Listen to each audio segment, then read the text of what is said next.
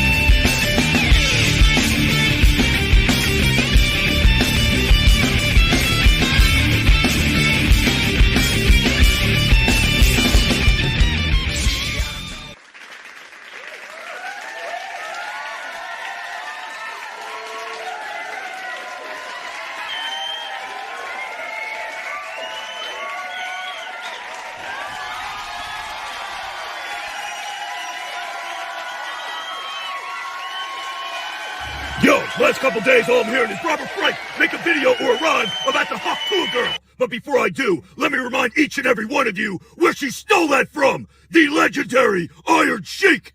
Russia, number one. Iran, number one. USA, And if Sheiky Baby were still with us, he would find this chick, suplex her, put her in the camel clutch, break her fucking back, and make her humble till she respect the Iron Sheik. But since he's not here, and you want to rhyme, here it goes. On Saturday, we do arms, cause if you want a chick going hot toy all over that thing in the front seat of your Mustang before you shove it in her poontang, your arms better be fucking swole. Abstaining from sex and masturbation for a 30-day period will transform your dating life. If you're like most men, the chances are you are chasing after some kind of intimacy with women. When you decide, I am not having sex with anyone for 30 days, you reclaim all of your power. You'll stop chasing, you'll stop being desperate, you'll be far more secure, you will be leading your dating life. Taking the steps to abstain, you can start with 7 days to start off with, 14 days, but eventually getting up to 30 days will completely transform your dating results.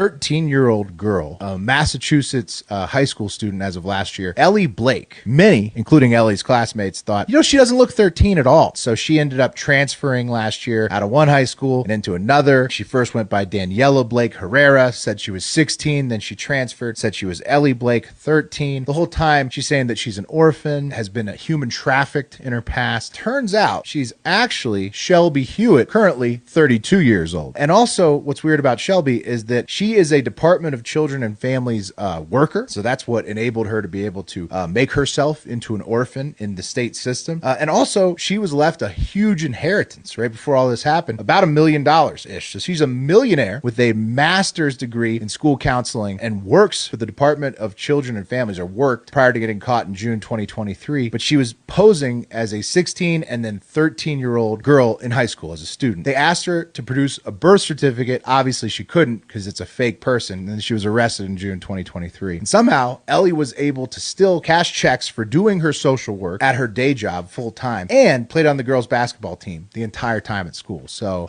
just an absolutely epic fake student. And she's in court this year. So we'll learn more about exactly how it went down. Hard factor. Cheat on the news.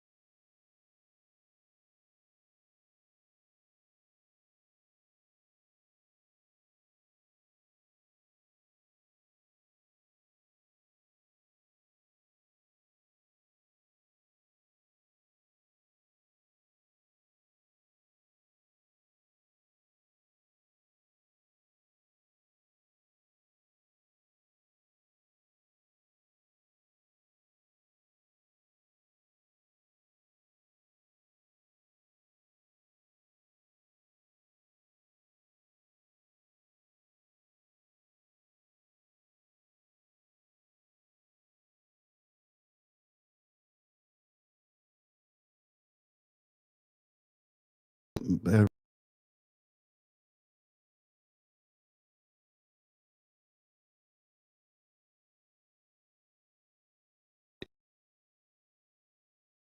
there you go. Okay, all right, there we go. Nobody can fucking hear me. Hang on one second. Fuck. Sorry. All right. Can you hear me? Okay, now I got it. Okay. God damn it, man. Okay. All right, now they can hear me. All right. Let's pick it up where we left off. All right, now I'm good. All right. Well, sorry, we had an input issue here. Where the fuck were we? Oh, okay, here we go. And there's this expectation that men are kind of going to be like your emotional support dog. And they've kind of put their girlfriends to the side. And what we used to get from community, we now need that from men. We need you to be our confidant, our gossip, our girlfriend in a way that lives with us all the time, as opposed to what they are. And that's our providers, our soulmates, or whatever it is, and not necessarily on top of each other like we've come to be. I think this cohabitation and this connection to our partner all the time, that's really perpetuated by women and some really jealous men, but women really like being connected to their partner all the time, bothering them at work, sending them a million texts. And I think that's probably not healthy. And I think women probably need to examine the behaviors that they have that are maybe a bit clingy or not innate to men's ability. Men don't want to be on top of you like that unless they're controlling or jealous. This bitch has no idea what she's talking about. I mean, seriously, I watched that trigonometry thing. It was just fucking, it was an abortion. All right, here we go. Shot.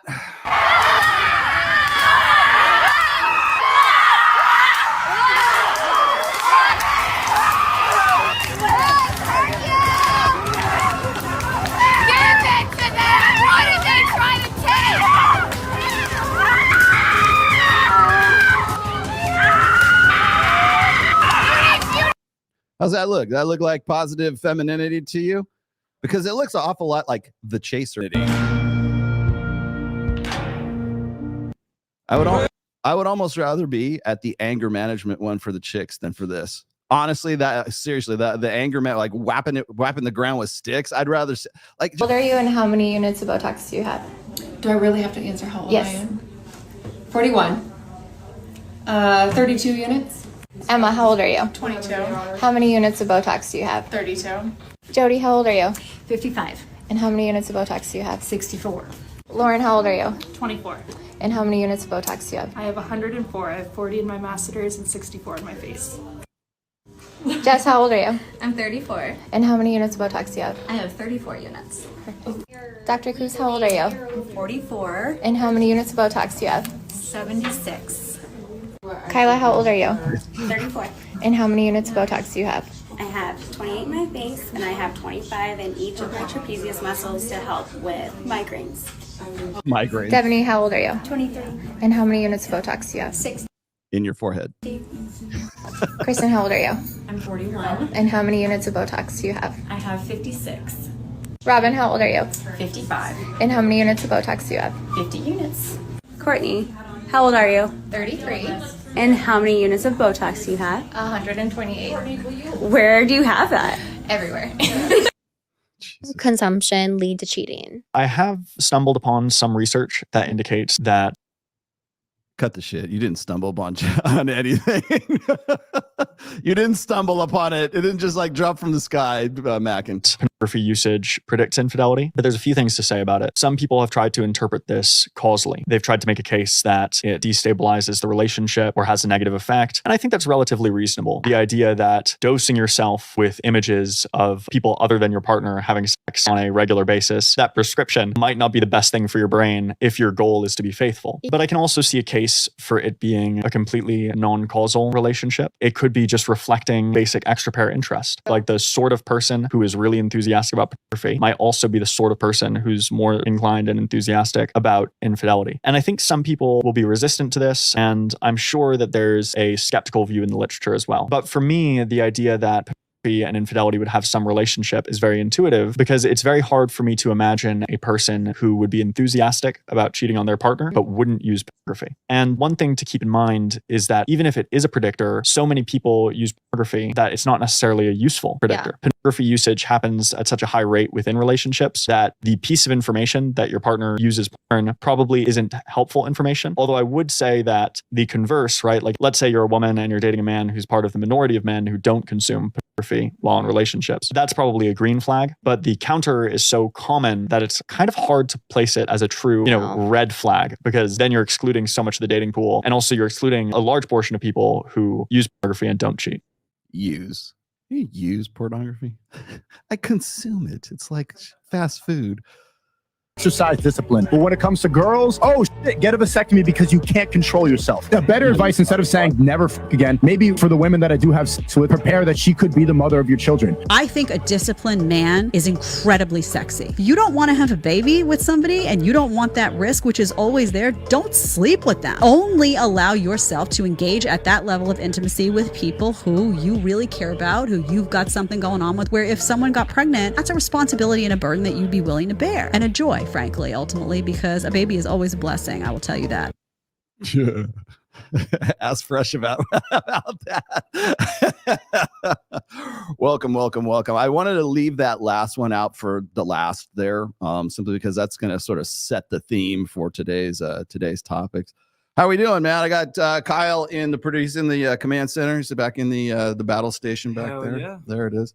And we have 1, 2, 3 cameras today. Go there. Now go there. There we go. I need to know when this one is on, because this is my camera right here. So I'm like,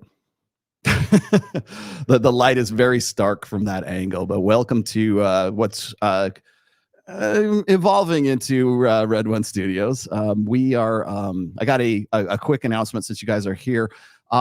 We will have Access Vegas, which is exclusively on Rumble right now, for reasons which I explained last show. And then on top of that, we have Myron and Fresh are coming in they'll be in on the 27th, but they'll be in too late for Access Vegas. So we're going to do our very first show here. I feel confident. I know we can do this, Kyle. I feel confident. We're going to have the table in. We're going to have everything installed. We'll be up and running, but we're going to do a round table show here on in Red One Studios on the 29th, which it will be Saturday. They're coming into town because Rumble is sending them once again to go do Power Slap, and so we will be hosting Fresh and Fit, Myron and Fresh. But we're just going to do a round table on this one. I don't think we're going to have girls in here. You guys loved the show with myself. I think Cappy was on that.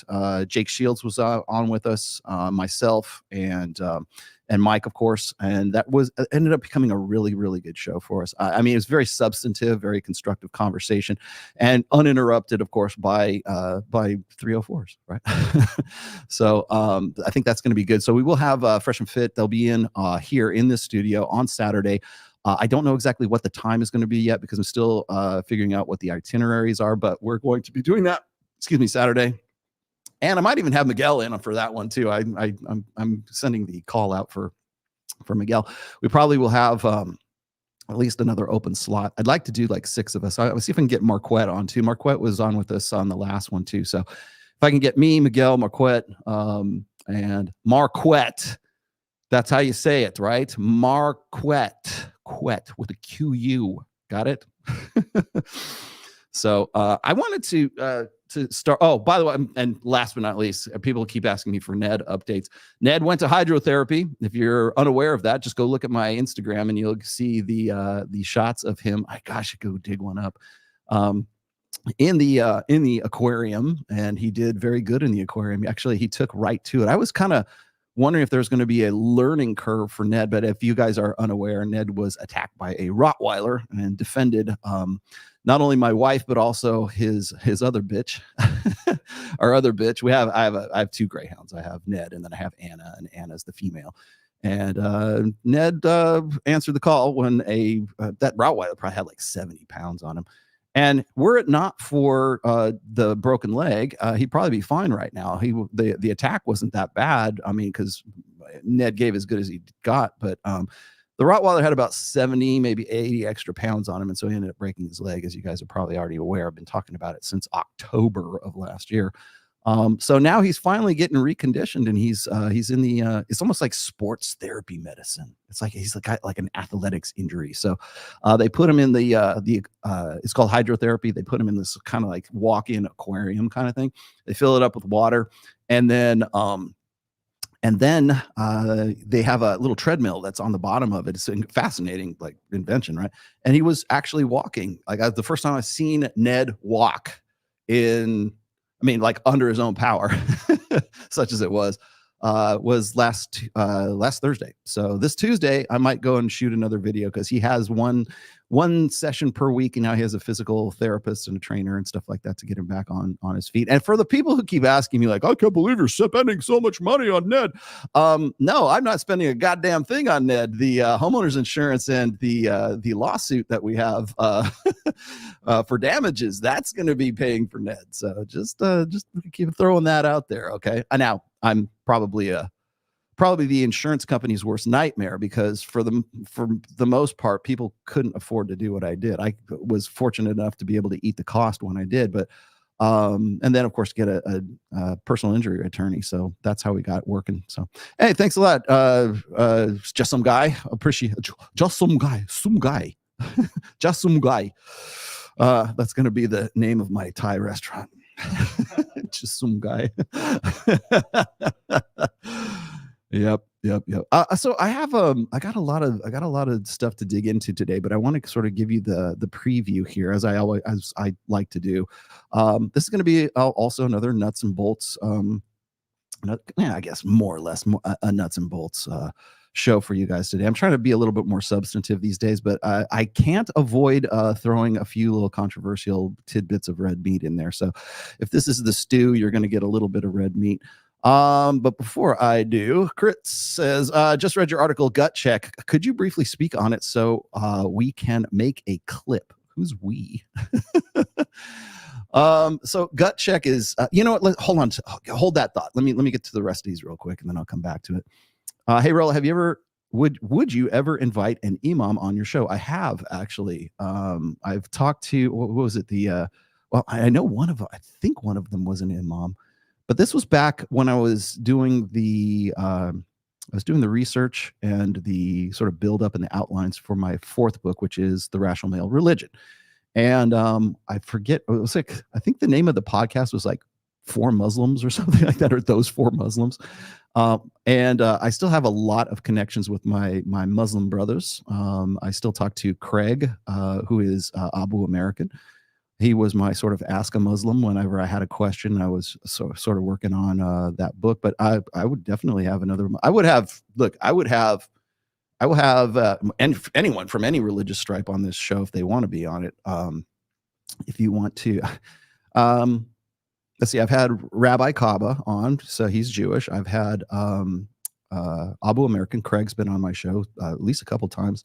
I forget the other guy's name. There's a few other Islam or Muslim guys that I've had on the show before. Hell, technically he's not an imam, but technically Myron is Muslim. And then I've had God knows how many different franchises of Christianity on. So yeah, I'm not opposed to it. Let's see. Papa Rolo, you gonna have Nuke Cadijo? Yes, I talk to Nuke every single day. He's in our he's a member of the RAR squad, and if you know, you know. Helps put you in a new perspective, military dudes. Okay, well, yeah, I'd be happy to. Yeah, Nuke knows he can come on the show anytime he wants. He's a member of Rule Zero too, so yeah. And thank you once again, Josum Guy, for your $100 super chat. Yeah, all proceeds for all super chats today go to Ned's reconditioning fund. I've heard you and Michael say 10% of men get 63% of right swipes on dating apps. Actually, I'll give you that. I have the stats on hand right now. on dating apps, and the top 43% of women get 63% of what? Where are you getting this information? I don't think we've ever said something like that. What is the source for this information? Okay, there's a few different ones. You can go and look at one of the greatest things about today's technology. Let's just say, if you go and you look at the stats for like Hinge, Tinder, Bumble, all of those stats. Tinder I think is owned by Match too, isn't it? Match.com. If they're not, they were, and now maybe now they are. But no, I mean, you can go and look at the blogs and the data sets that they keep very meticulous records for stuff like that. So you can go. I mean, it's not too difficult to go and look that shit up on Google. But I'm pretty sure we picked that up from. I want to say it was a data set that was from back in 2021, or maybe it's 2020, and it was something from. I'm sorry, take a drink. Dr. David Buss, everybody drink. But he. That's I'm pretty sure that's where Mike is getting that data from, because Dr. David Buss did his last book was Men Behaving Badly. Of course, that was his masculinity apologetics book, but I believe that was where the original data sets had come from. This was the same ones. If I can find it for you, I know it's in my bookmarks for. Where's my bookmarks? I know it's in my bookmarks for, is it hypergamy? Pretty sure it is. But this was back when David Buss was doing the buildup for his, I guess his data sets for men behaving badly, and this was one of the sets of information that he had. Maybe that's not it. Oh, I know it is. Sorry, it's where'd it go? Women's dating standards. There we go. I keep all these different folders for my bookmarks and Twitter, and I have to keep coming back to them all the time. Here it is. Okay, so this I have it right now. I'm sorry, it was Steve Stewart Williams. Studies of online dating find that most men find most women at least somewhat attractive. In contrast, women. This is in 2021, by the way. Women view 80% of men as below average in attractiveness. Men liked more than 60% of female profiles, while women liked only 4.5% of male profiles. So that's the source. This is actually off of Quillet.com, but it was a review on When Men Behave Badly, which of course was, I believe, released in 2020 or 2021. And so that's where a lot of that comes from. There's other data sets too. That's not just the only one. I think a lot of people think that, they're just drawing it from one source. No, there's actually several studies that we've drawn from. Even Rob Henderson had a good one. Anyways, I don't want to belabor that too long, but that's where we pull that from. If you want to email me, and I'll be happy to send you the sources for that. Do you like this? The G-Jib? You like that? It's so dark in this room that I'm like, I gotta wear something that's a little bit more, you like I look like I'm like the dark overlord in Diablo or something right now. But yeah, that's where we pulled that from. And I'm not sure, like those percentages, 63, 43, those sound oddly specific, but Mike would probably know if that was the case as far as the swipes are concerned. But that's where I draw my data from, is from those two stats. Let's see where. Looking forward to the one-on-one show with Myron. Please do a breakdown of the pop balloon guy. Everybody keeps asking me about the pop balloon guy. I did see that. I was actually going to throw that in as one of the intro videos, but I didn't want to get too lost in the sauce with that stuff. I'll probably end up doing it at some point. And what do you got here? Marriage causes divorce. Do women expect men to be everything? Therapist, best friend. Well, it's funny you should say that. Did you? Apparently, you watched was Ashley St. Clair, who was on Trigonometry, that wonderful show out of Great Britain. That other wonderful show out of Great Britain. And by the way, guy was his Konstantin Krassin. What a fucking name, man. Bro, why are you like interviewing these fucking half-baked B-listers? That's what I would like to know. Like, how does Ashley St. Clair get on that show? How? Like, who does the booking?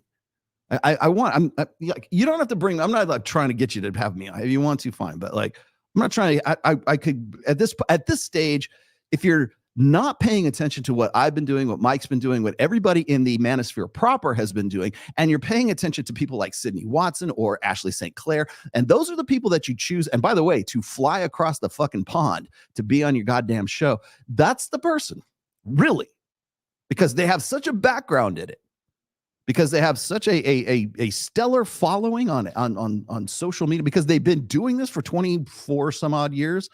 I don't think so, bro. So like when I see shit like that, I'm like, where did this fucking come from? Like, who thought this would be a good idea? Well, it's a great idea if you're all you care about is clout and all you care about is just like getting, click CTR, click through rate. So do women in mints expect to be, yeah, well, that was the thing isn't that what she was saying on there? Let me see if I can go call that up again. I believe this is what she was saying, right? Where'd it go? Oh, it's in my intros here. Sorry, you're going to make me put this back up, aren't you?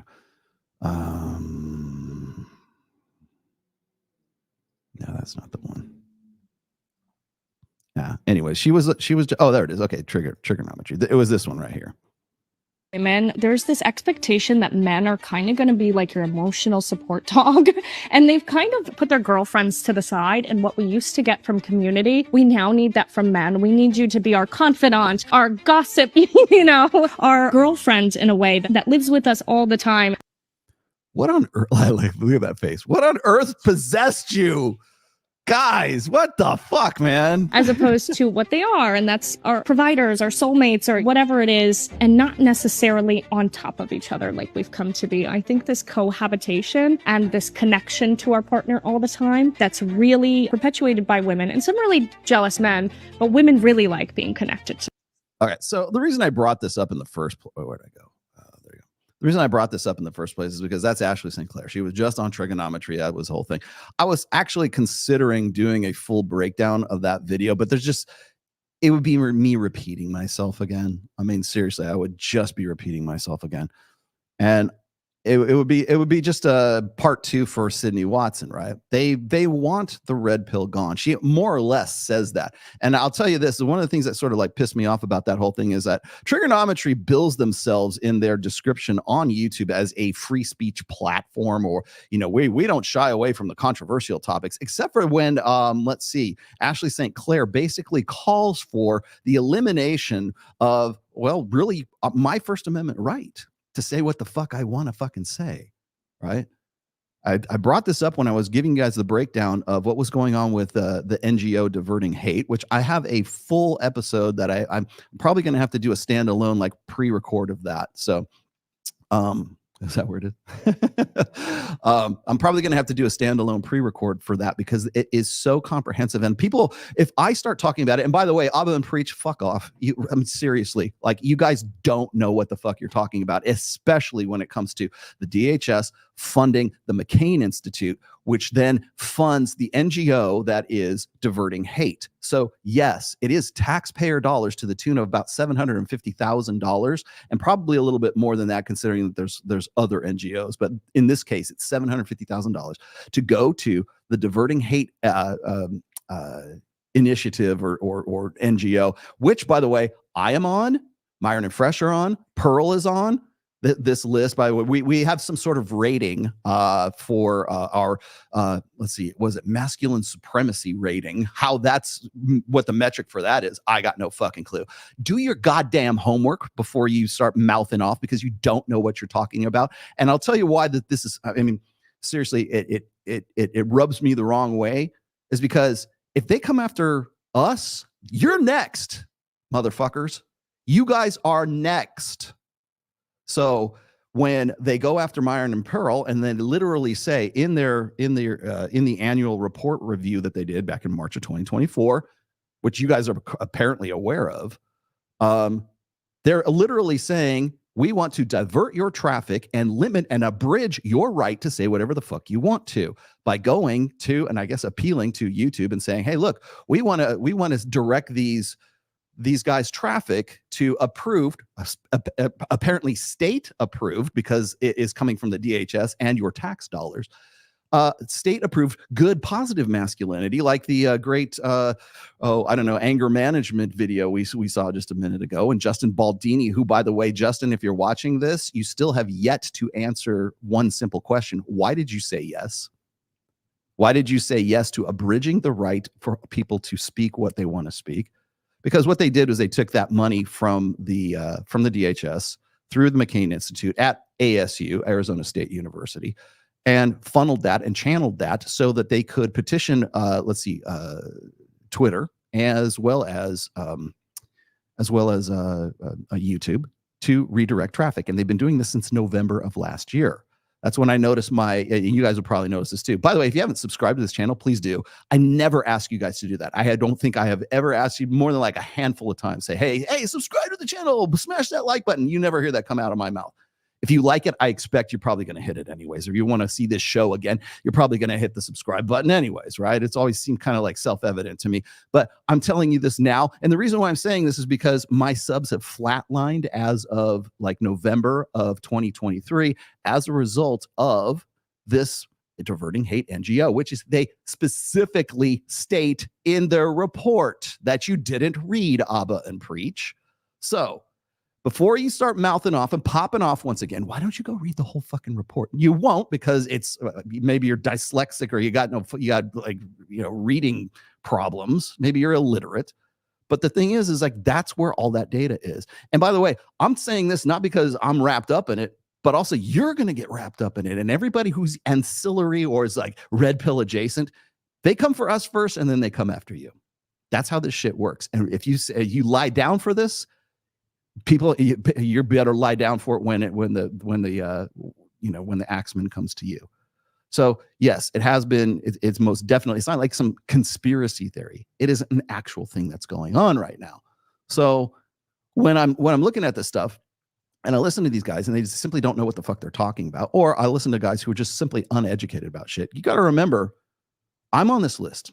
Aaron Clary is on this list. I forget his name. MTR, Mediocre Tutorials and Reviews, is on this list. Pearl was on this list. Myron and Fresh were on this list. You know why I say were and talking in the past tense? Because they got demonetized before all this shit right now, or before the report came out. And so the reason why this is important is because it's not about it's about the money. It's not about the influence. So they backed up off of Myron and Fresh. They backed up off of Pearl, because they're not making any money anymore. Because what they were doing is they were taking out ad buys on my channel, on MTR's channel, on Cappy's fucking, of all people. Rich Cooper, by the way, is also on this list as well, doing ad buys so that you will be diverted to whoever the approved masculinity broker is that they want you to go to. And this is all by purple hair, wokesy children at ASU. Okay. Yes. And trust me, there's already legal action is already in the process right now. We're waiting on a couple of things right now. So which I'm not at liberty to say, but that said, it's not about the traffic, and it's not about diverting even it's not about, it's about the money is what it is. Because why would they care? If they actually cared about the traffic and they actually cared about the influence, they would still be following and trying to, in some way, divert traffic away from Fresh and Fit. They would be trying to divert traffic away from Pearl. It's not. It's about the fucking money. That's what they want to do. They just simply want to they want to basically find some way to abridge your way of making money off of YouTube. And if they can do that through diverting your traffic, or if they can do that through ad buys that in some way push their approved narrative, that's what they're going to do. And if you live in the United States, your fucking tax dollars. So let's see, last one here. Let me run through these. I don't know about dial. Do I? Okay, thank you. Like Elder Scroll? Yeah, I kind of do, don't I? You've been teaching Casey Zanda? He talks about alpha fuck side of things that's not in your essays. It's good information, even though he's not alpha. Casey Zander and I are very well aware of each other. So yeah. Casey, I think, probably understands what my position is on alpha fucks and beta bucks. And I'm getting a little bit tired of this solitary singular focus on the beta buck side of things. And on every time I see this, by the way, when I'm on Instagram or if I'm on Twitter or if I'm on any kind of social media and I see an example of actually funny you should say, if I see an example of something like where'd it go? This is sort of this is an oldie but goodie. Oh yeah, okay. So if I see videos like this, I'm going to make you aware of them. How long would you make a guy wait before you give it up to him? Depends on the guy. Depends on if I like him or if I'm physically attracted to him and the energy is there and I think it's mutual and I feel as though there's respect, it could be sooner than later. If the energy is there. But if I feel as though this is somebody who is a long play, like you can kind of gauge that. Like initially you're like, okay, you're just short term, or no, you actually have qualities that I could see bringing us into the future, then that person I might have them wait a little bit longer. So if you and him are on the same page and the vibe is there, and he's like, yo, let's go up to the room, you'd be down. But if he's giving you more a nice guy vibe, you're more eager to stretch it out. Yeah, I think that's right. So why go after the bad boys? All right. Hold on real briefly, because this nice segue, Martian Red. Why does women say I had a recent? Why do women say I had a recent breakup and let's take it slow? Is it all coming from my bad game? Yes, it is. Or their baggage also makes them say this. Yes, it is. But both can be true at the same time. Why? Well, let's let her explain. It's after this long. I think that there's almost a certain level of security in knowing that it's not something that I have to invest myself in. So the fact that he doesn't care gives you the freedom to also not care. If it's just a physical thing, it's just a physical thing. It's compartmentalized. Got that? Alpha fucks and beta bucks are compartmentalized. Just I just work here, guys. I just fucking work here. I don't shoot the messenger. I held on to that clip. I know I used that last week, but I held on to that clip because it is a prime example of I don't know if Casey Zander knows this or not. I used to work for a very long time, 20 some odd years in wine and spirits, and I used to hire girls who were my quote unquote poor girls. When we would go to promotional like martini fests and stuff like that, and I had to pick them out from agencies. I had my favorites, obviously, but I think I mentioned this in the first book or maybe the second book. I was eavesdropping, as I do at some promotional events, and I was listening to my girls, and they were saying something to the effect of like, "Would you ever have sex with a guy on the first date?" And they're like, of course. Yeah, like they have, like they were, talking about their experiences with having sex with the guy on the first date. But then they would say something to the effect of like, well, only if he's not boyfriend material. So, and I remember I jumped into the conversation at that point and I said, so let me see if I get this right. You'll knock it out with the hot guy in the foam cannon party in Cancun on spring break, if he's hot and he's fun and everything else. But if he seems like he's boyfriend material, if he seems like he's dad material, if he seems like he's the kind of guy that you want to bring home to mom, he's got that kind of energy going on, you're going to make that dude wait, but you're not going to make the other dude wait. Like that's like chick logic, right? That makes no fucking sense. No, it makes every bit of sense for women, because as I've said in the past, is that women do not care, or have no problem, I should say, with cognitive dissonance, when that cognitive dissonance is rooted in hypergamy.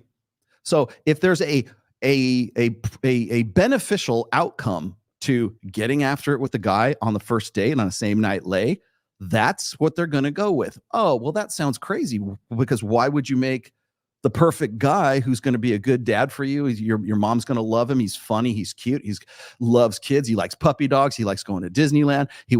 He's got a good job. He's making some money. He's responsible, blah, blah, blah, blah. You're going to make that dude wait, but you're not going to make, the hot guy in the foam cannon, Chad. You're not going to let Chad or Tyrone Those are the names. Brock the bartender. You're gonna make Brock the bartender. You're not gonna make him wait, right? One would think it would be the other way around, right? You would think, well, gosh, if he's that bit good a catch, would you not want to? Like, no, that's not the. You're gonna make him. You're gonna make rules for him. You're gonna make him wait, but you're not gonna make the other guy wait. That makes no sense. Well, that's because you're a guy and you're trying to use the L word with women. No, it's not love. It's logic. Logic is the L word, and it's chick logic. And once you understand, God, I mean, here's some game advice, or here's some game analysis for you. Once you understand that women have no problem with cognitive dissonance, that's a superpower. You are now free, and that's going to get into what I'm going to talk about with regard to Jedediah Bila here in just a moment. Now, again, I love Jed. I'm going to go on her show. She's restarting her show finally. I'll probably be on remote. They wanted me on her show on Tuesday of last week, but for whatever reason, the scheduling and logistics didn't work out. So I'll probably be on her show. I don't know, sometime within the next week or two. But so I kind of have to measure my words a little bit here, but I will, I know she's trying to reheat some old conversations, and I will give it to her. She's not scared to still stick to her red pill guns. Like, I know she does social commentary. I know she does political commentary. She's like very much, anti-vax, all that kind of stuff. Got it. Understand that if that's your material, stick with, yeah, Jed, you're doing a good job. But I will opine on what she was saying here in just a moment. But as far as understanding that women have no problem with cognitive dissonance, once you can accept that and work within that framework, like I said, it's a superpower at that point. Let me see what I got here. Oh, wait. Oh, thank you for that. Oh, geez, I didn't even see that come in. Sorry. Bilal Shaban. You should invite Daniel Hakikatjau. I have to learn to pronounce his name first, and then I'll invite him on and give him hard questions. I would pay for his flight. I'm not sure who that dude is, but I will go look him up. Is that the guy that was on with Myron and Fresh? Was it? Yeah. Can you dig that up and find out if that was the dude that was recently on with Myron and Fresh? Because I was actually going to opine to that video at one point, because if that's the guy who doesn't really know what he's talking about when it comes to the red pill, because I know he was throwing rocks at me, and I just kind of blew it off. I didn't really even think about it, because I'm at the point right now that if you don't know what the fuck you're talking about, it's not really worth my time to sit down and have a debate with you. It's not really worth my time. I would much rather give my audience and my viewership nuts and bolts stuff for as long as I can, because Lord knows when the hammer's going to drop, courtesy of the DHS and everyone else, right? What is this? What's his name? Let me see, huh? No, that's not him. But no, it's not the same guy. There was a different dude that was on Fresh and Fit. But I'll check him out. I'll tell you. I'll make you a promise here, Shaban guy. I'll look him up and I'll see what he's about. And if he wants to do it remote, or if he wants to come in, that's fine too. No problem. Let's see. Oh, there you go. What's this? Oh, God damn it. What are you sending me here? Everybody sends me shit. Oh, he was talking shit about Laura Loomer. Hey, Laura Loomer. Okay, this is a post from his Twitter. Hey, Laura Loomer. Yeah, I don't know about this now. You want to insult Muslims in Ramadan? Why not you? Why don't you debate me on Fresh and Fit? Oh, so I'm Fresh and Fit. Maybe they do know him. On Judaism versus Islam on women. Okay. Usually Fresh and Fit is a multi-ho show. Okay, I kind of like him. We can just make it a one ho show for Ramadan. Oh, you mean like she's the ho? Ooh. Get him, brother. I'll teach the world what your vile religion actually says about women. Let's do it. Unplug. Oh, so he's trying to make an appeal to him. Don't run away, you plastic ghoul. Yes. Okay, I will. I'll be happy. Like any enemy, like the enemy of my enemy. Anyway, anyone who's like talking like that to Laura Loomer, you definitely have my support. Let's see what you got here. I have noticed that women's cognitive dissonance, not dissidents. They are not dissidents. They are dissonance. Is not rooted in anything. That's because you're using guy logic for girl logic. Where am I? This side. Sorry, yeah, I'm straight ahead. I'm like, that's because here's a problem. Would you like to know the problem? Here's the problem. And I was going to use what's her name? Sadiqa Khan, is that what her name is? What's that dumb bitch's name? The fake psychologist name, Sadia Khan. I keep hearing like a lot of this talk. Oh, here's how women communicate. Here's how men communicate. The reason why it seems like women are like fickle and they're stupid and they're duplicitous. There's your vocabulary word for today. They're duplicitous. They say one thing and do another, right? Or they tell you something to like mislead you or whatever. I don't think women do that like intentional. I mean, not usually don't do it intentionally. I think it's subconscious. I think it's something that's just sort of part of women's psyches, right? Because remember that women are the vulnerable sex, and they have, according to 48 Laws of Power, like according to Robert Greene, right? They have soft power, meaning that men conquer worlds and then women conquer men. There's a covert form of power, and there's a overt form of power. And men tend to be more about the overt forms of power, whereas women are covert, just like the way that they communicate. Women communicate covertly, and men communicate overtly. We are far, and once again, let's let you know where this comes from. This is straight out of my second book, which is the first book a bit too, but it's the different forms of communication. There's masculine forms of communication, and there's feminine forms of communication. I've got a really great. There's a really great video. I don't know if I think I drew it up, but it's Corey Shaloff, who is part of MOA. And he's, I want to say he's like a partner or he's an affiliate of MOA. He'll help you. He's basically a photographer and a videographer. And I really like Corey quite a bit. Corey Shaloff. I'll show you a video here in just a moment because I was going to bring him up later in the show. But he was just talking about, declarative languages versus like women's language. He's basically came to this on his own. That's why I'm proud of Corey. But it's basically what I've been saying about overt versus covert communication. So when women communicate covertly, cognitive dissonance doesn't make any difference because we always you probably heard the old adage, which is women's prerogative, which is a woman always has the right to change her mind. That's old school. You went about chivalry and all this other stuff. That used to be a part of the quote unquote old school classic, court her. Courting her. Are you courting your wife? Well, guess what? If you subscribe to this old school bullshit about courting your girl or dating intentionally and everything, you know what you also are subscribing to? A woman's prerogative. She always has the right to change her mind. If she gets a bigger and better deal, she has a better offer, you're fucked. And you don't get to go cry about it. And you probably shouldn't, and I agree, you shouldn't go cry about it. Just accept it, take it on the chin, and then you move on to the next one, right? And don't go online and don't start saying, "Oh, fuck all women." That's bitch behavior. That's bitch speak is what it is. Why? Because it's covert language. That's why it's not declarative.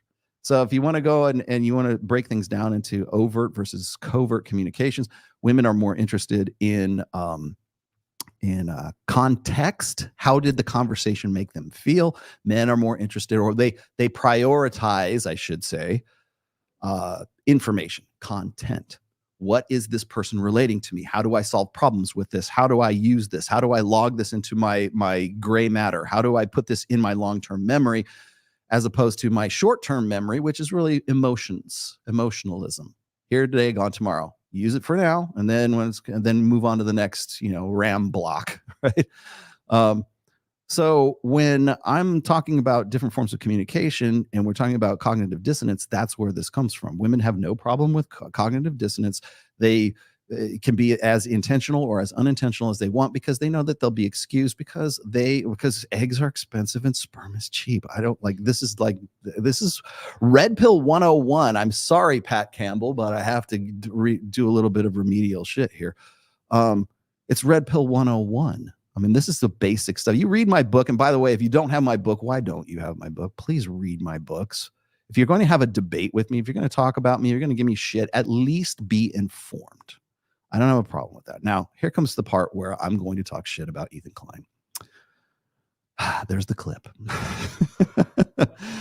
Now, I want to, this is just very briefly, I have to get this out of my system. I apologize for having to do this, but I was propositioned by H3 Media. I don't know, whoever does their booking. Somebody hit me up. And by the way, I usually don't even look at my my message requests all that often, and certainly not the ones that are just sort of like unknowns.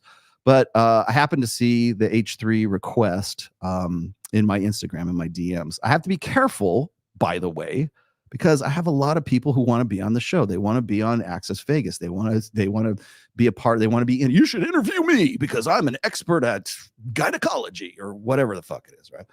So I have to be careful about who I'm looking for. But I did see it. So I put them in. I logged them in, and I just sort of let it sit because I was going to Babes in Toyland, and I was getting all set up to go and do my MOA master's thing with the older guys, 45 to 65-year-old guys. And so I'm working on this, putting this together, and I just kind of put them on ice for a little bit. I figured, well, once I get back from Los Angeles, I'll see what they want, right? Well, they wanted a debate, or they wanted fat ass Ethan Klein to come out, and I'm calling you fat, all right? Yeah, because I think that's pretty much a given at this point. And they wanted a debate, and I'm like, well, first of all, it wouldn't be a debate; it would be some sort of postmodernist like discourse, because debate is dead. There's no such thing as debate anymore, and I wish people would shut the fuck up about this. And by the way, I love you, Rachel Wilson, but what you're doing and what Andrew is doing is not debate. A debate, a real classical form of debate, is not about verbal combat. It's not about debate as martial art. That's not what it is. Okay, that's postmodernist discourse. And if you call it that, then I might be inclined to, at least we're on the same footing. At least we understand like what the goal of the conversation and the, argumentation is going to be. But that's not a debate. There's a reason why they have debate on they do debate differently, like on C-SPAN and like in Congress and at in the Senate floor. They have something that they're debating, the pros and the cons of this. How can we get to the truth? What's the best course of action, right? What is true? It's not, that guy's an asshole, and I'm going to tell you why he's an asshole, right? That's postmodern. That's modern, discourse right now. Postmodernist discourse. Okay. There's actually, there's a progression of all this. Like real classical debate died right around probably the late 60s, early 70s. Then you get into modernist debate, which is this right or is this wrong? And then you get into postmodernist debate or postmodernist discourse, which is that guy's evil. Is this guy evil or is this guy good? That's what it's really meant to. Is he a degenerate? Is he a dirty coomer? Let's find out. Let's put that in the rage quit. By the way, I put rage quit in the title today because apparently that's what triggers everybody. They love to rage quit. Wait, let me see what Rolo's talking about. Walk away. What the fuck is he talking about? But the debate is dead. And so when people say, hey, he wants to debate you. No, you don't. You don't want to debate me. You just want to, what you're looking for is you're looking for clippable moments. Ha, we got him. Look, we got him. That's all it is. There's nothing substantive. There's no, everybody wants to say who won and who lost. That's what it comes down to. No, you know who loses? The fucking truth loses, because you're not the goal of the conversation, the goal of the argument, the goal of the, for lack of a better term, debate. When you go into something like that, and like for me, if I go into that, or if me and Mike go into something like that, we're looking for truth. We're looking for objective truth.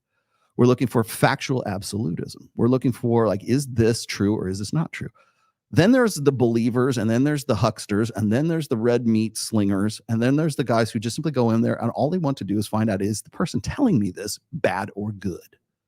And so you're starting out a debate or starting out an argument with two different goals in mind. One party thinks that here's how I win the debate. I make my case and this is factually true. And if it's factually true, then I win, right? That's classical debate. Then there's the believer side and the emotionalist side and the guys who want to, feels before real side. And it's like, did I feel good after this? Did I get him? Did I get a few zingers in?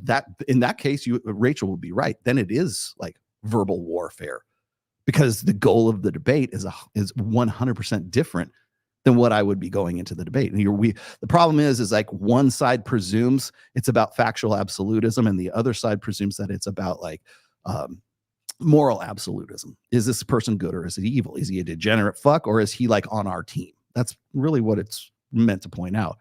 And you don't win those. You simply won't win. I'm going to lose this debate. I'm going to lose this argument, but not because I'm wrong. That's the joke, right?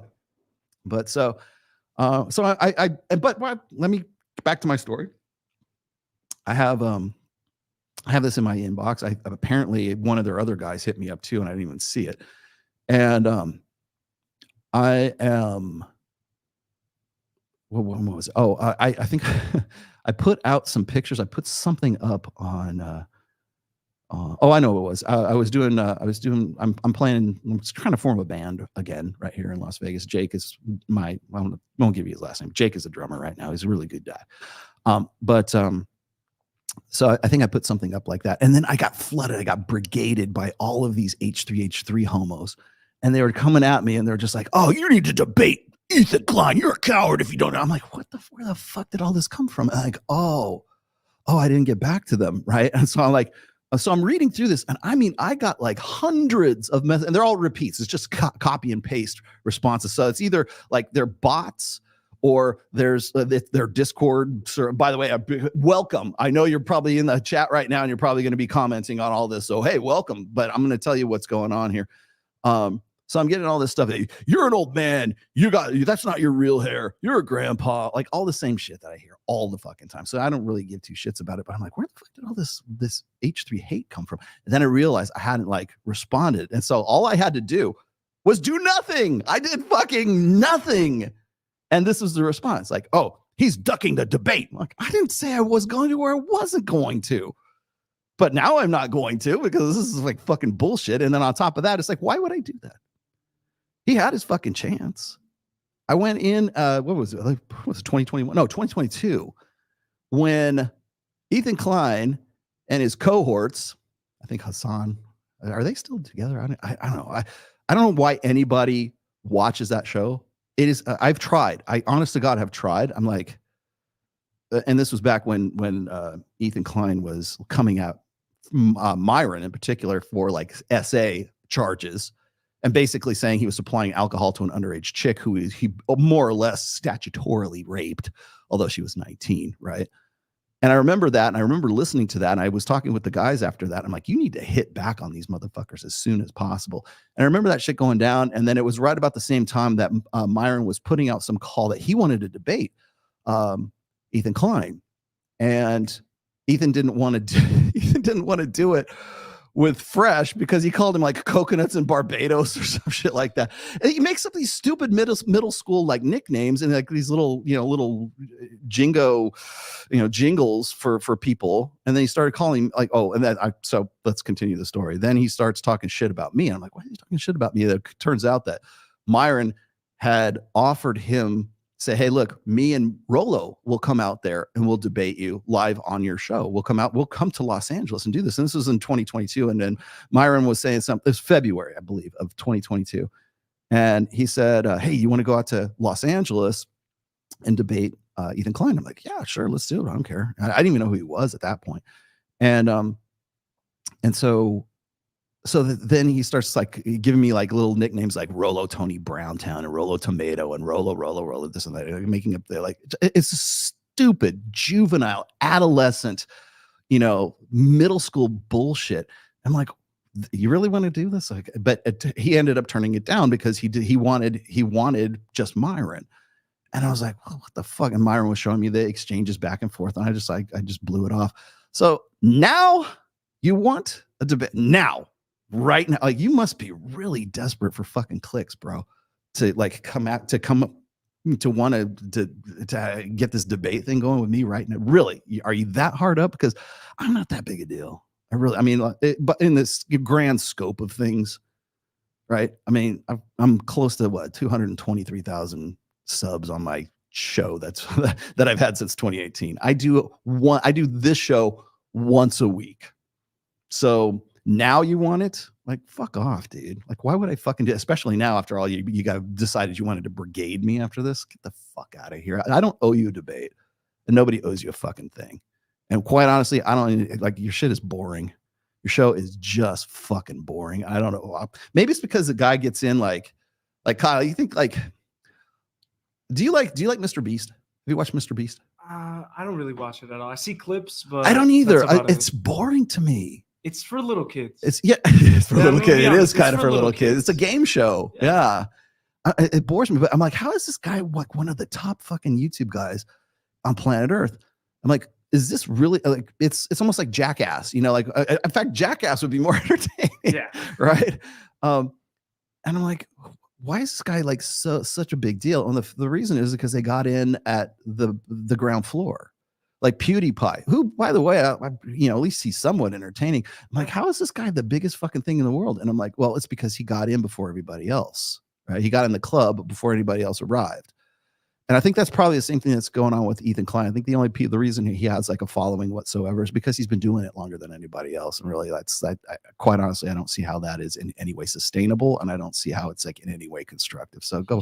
But here's what. Okay, but I did reply, and I did reply to them. I have that. Of course, you have to screen grab everything these days because if you don't, then you're fucked. So I have the screen grab of this, but I'm just going to paraphrase it here. I laid it down. I said, look, if you want to debate, come to fucking Vegas. That's, by the way, that has been my policy, and I've been open to doing this since I started at Access Vegas, since I started doing shows at Sticky Paws. Come to Las Vegas. I will book the show. I will book the studio time. It's cost me $1,000 every time I do an Access Vegas. I will put down $1,000 and reserve the Sticky Paws. All you got to do is jump on a JSX flight from wherever the fuck you are, put your fat ass in the seat, come out here to fucking Vegas, come sit across the table, and we'll do it fucking live. I hate to go all Bill O'Reilly on you, but we'll do it live. Come and do it live.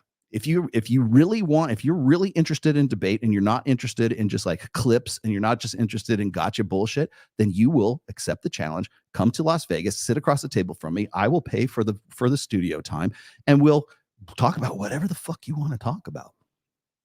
You're not going to do that. You know why you're not going to do that? Because Matt Walsh wouldn't do that. Michael Knowles wouldn't do that. Candace Owens wouldn't do that. Everybody I've put out any kind of challenge for, with the very rare exceptions.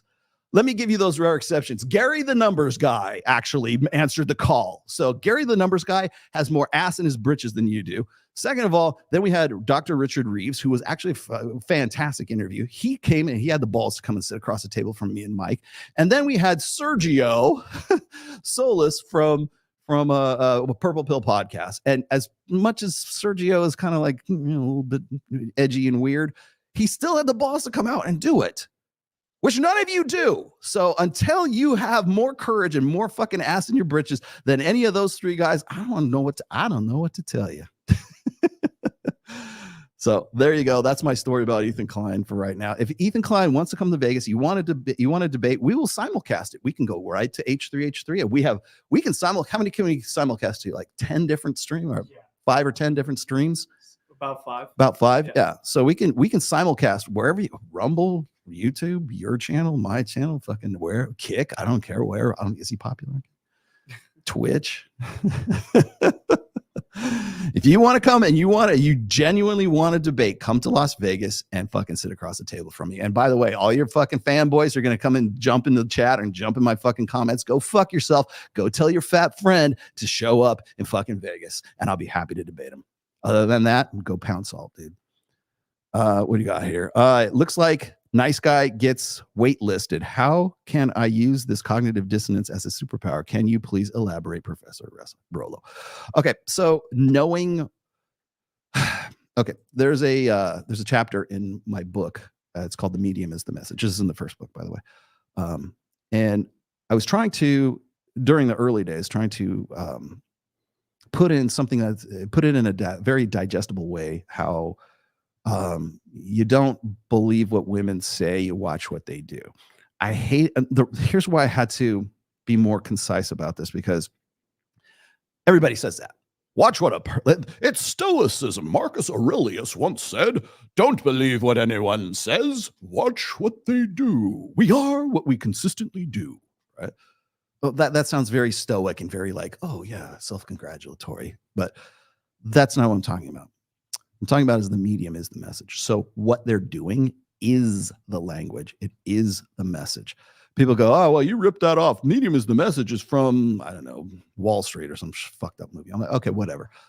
The thing is like when I was writing that essay, I wanted people to be sure that they understood that when a woman sends them mixed messages, there's no such thing as mixed messages. Women tell you exactly what they mean. You just have to be willing to listen to it. You just have to be willing to understand the language of her behavior, not the words that are coming out of her mouth. So when a woman flakes on you for like 2 dates in a row, that's the message. If she says you got to wait for sex, she puts you off, if she makes you jump through hoops, if she is making rules for you by not showing up, by her actions, that's one of the reasons why I put that in the Iron Rule of Tomasi number 3, which is if a woman makes you wait for sex or by her actions implies that she is making you wait for sex, the sex is never worth the wait. That's Iron Rule of Tomasi number 3. But the reason I put that last little bit in there, that caveat in there, is because I wanted it to emphasize the fact that the medium is the message. So guys go, I don't know, Rollo. I don't know what she's telling me. No, you know exactly what she's telling you. You just don't want to interpret it, and you just don't want to hear it. Like read it, I guess would be a better terminology for it. So when a woman flakes on you, or when she's putting you off for a better option, when she only goes, as she's a foodie call, right? She'll be happy to go to Red Lobster with you and eat whatever the fuck it is, and then she puts you off. That's the message. The message is, I see you as a fucking wallet. The message is you're a free meal. Is basically what it is. So, but here's the thing is, so how do you profit from, how do you leverage that? Well, first of all, you leverage that by like not participating in the bullshit, right? Or you can also leverage it by putting women on the spot. So I think what happens is a lot of guys, remember when I was saying about how men communicate overtly and women communicate covertly? Men tend to think that women should communicate exactly like they do. I don't understand why women just can't say what they mean and mean what they say. Because then it'd be a guy. Because then you'd be a homosexual. Because then you would be communicating with a guy. And then, so what do we say when a guy is talking like a woman, or he's in his feels, or like all those guys at that fucking, I don't know, feels camp like that? What do we say when a guy starts communicating like a woman? He said, you're acting like a bitch. That's what we say. And but that's an honest assessment too. Stop being a pussy. Yeah, because you're communicating, you're behaving like a woman. We emphasize it by saying you're a pussy or whatever, you're a mangina, whatever you want to call it. But the reason why we say stop being a bitch is because you're communicating like a woman would communicate. You're not being direct. You're not being declarative. Thank you, Corey. You're not being overt in your communications. Well, that's the problem. So when I should really just do a full episode on communications these days. When women are communicating covertly, they expect men to just get that. Especially in a gynocentric social order, we expect men to be defective women. God damn it, you guys make me show this one more time, aren't you? Where did it go? These is this it? I think this is it. Oh, not her. That's the wrong one. Hold on. I hate to do reveals like this and then I screw it up. No, that wasn't it. Where is it? Where are those guys? Ah, here it is. This one. These guys are behaving like women, or they're behaving like we would expect. Like we call this positive masculinity because they're behaving like females. By the way, there's a lot of fucking man bun going on in this. I'm just pointing that out right now. There is a lot of fucking man bun in here. like if this happens at a Lamb of God concert, then it's cool. But if it's not, it's kind of gay. I'm sorry to say. It's kind of on that tip. Time comes around, you guys get that? This is what happens when a man finally lets go of the pain he's been carrying and embraces back in the squat rack.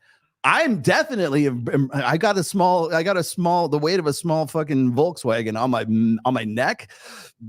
Yes, I'm praying to all the gods in Valhalla at that point, for sure. I'm embracing my power. That's not embracing power. Dudes there. How many? 1, 2, 3, 4, 5, 6, 7, 8. 8 dudes out of 10. 2 man buns. Dude, brah. Dude, no. But how is that like any different than I never intended to do this. I'm sorry. I got sidetracked. How is this any different? Right now, I feel. What do you feel? This is more masculine. Dude, how are people not like when I saw this? I'm like, who didn't make this connection? Am I the only one that's making this connection here?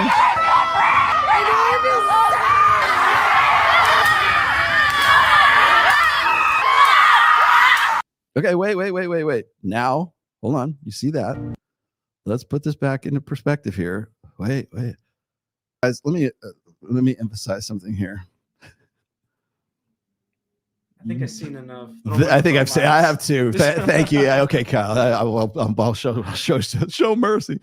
Let me point out that those are like the different sides of the same fucking coin. But the guys, that's where they're sending this traffic from this channel to right now, because they want you to think that this is how he's constipated. This is how you express your power, right?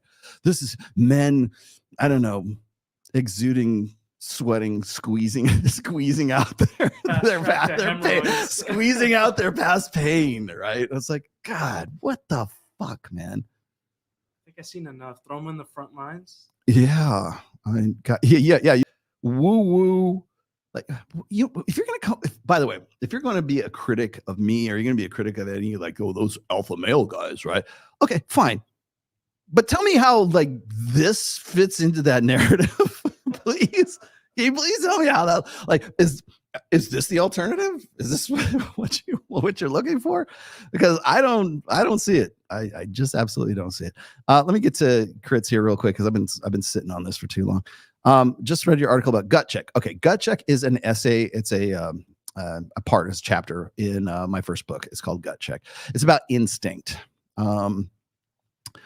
Okay, so here's your clip. Ready to make your clip? Here you go, crits. This is what gut check is all about. Gut check is about listening to your instincts, which none of those guys apparently are doing. It's all about feels, right? Oh God, sorry, Pi. I have to stop. There you go. I just work here, man. I just report the news. You guys, I report, you decide. So just to point out gut check here.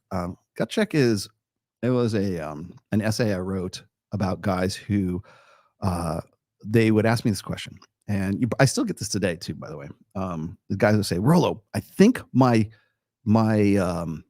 wife, my girlfriend, is cheating on me. Should I snoop through her phone? Right? Should I ask her to give me the password to her phone? And I'm like, no, you shouldn't. Oh, why? Do you think it's an invasion of her privacy? Well, yeah, it is. But thing is if you have that instinct, if you have that suspicion, that's because your peripheral awareness is noticing something in her behavior that is incongruent with what you would predict it to be in the first place.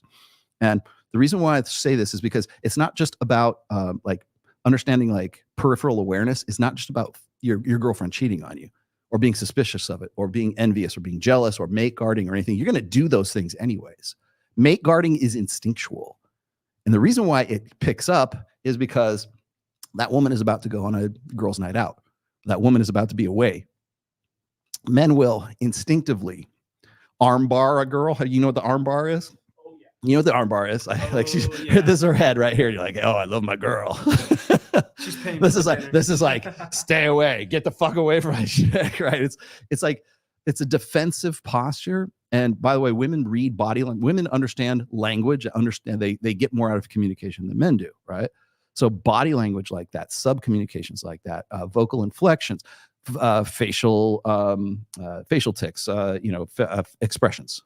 They get more communication. By the way, widely studied. And no one on planet Earth will fight me on this because it's so flattering to female nature. Yes, ladies, you got one on guys. Here it is. You want to know what it is? You're better at communication than we are, at least in a sense of gathering, not interpreting, gathering information. So body language, what you're wearing, like I said, vocal inflection, facial expressions, and body language. Body language. Wow. Women instinctively understand what those things mean, okay?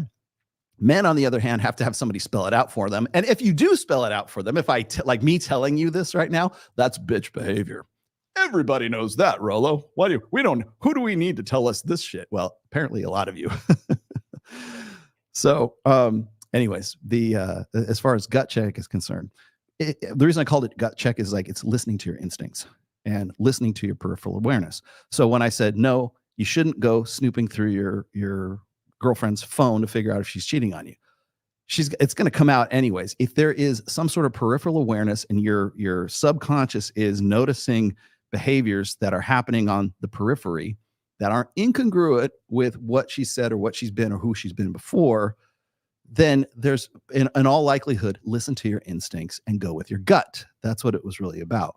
So it comes back down to instinct, emotion, and reason being the three processes that we use to interpret our surroundings. This is, in this case, is instinct. Instinct is the quickest way. It's the fastest way. It's fight or flight, right? It is autonomous or automatic, autonomous, right? So, but it's the one we ignore the most. We ignore it because well, especially today, we prioritize feels before reals. If your instinct is reals, you're going to prioritize feels before those reals. If reason, your rational mind, is reals, then feels before reals, emotion trumps all.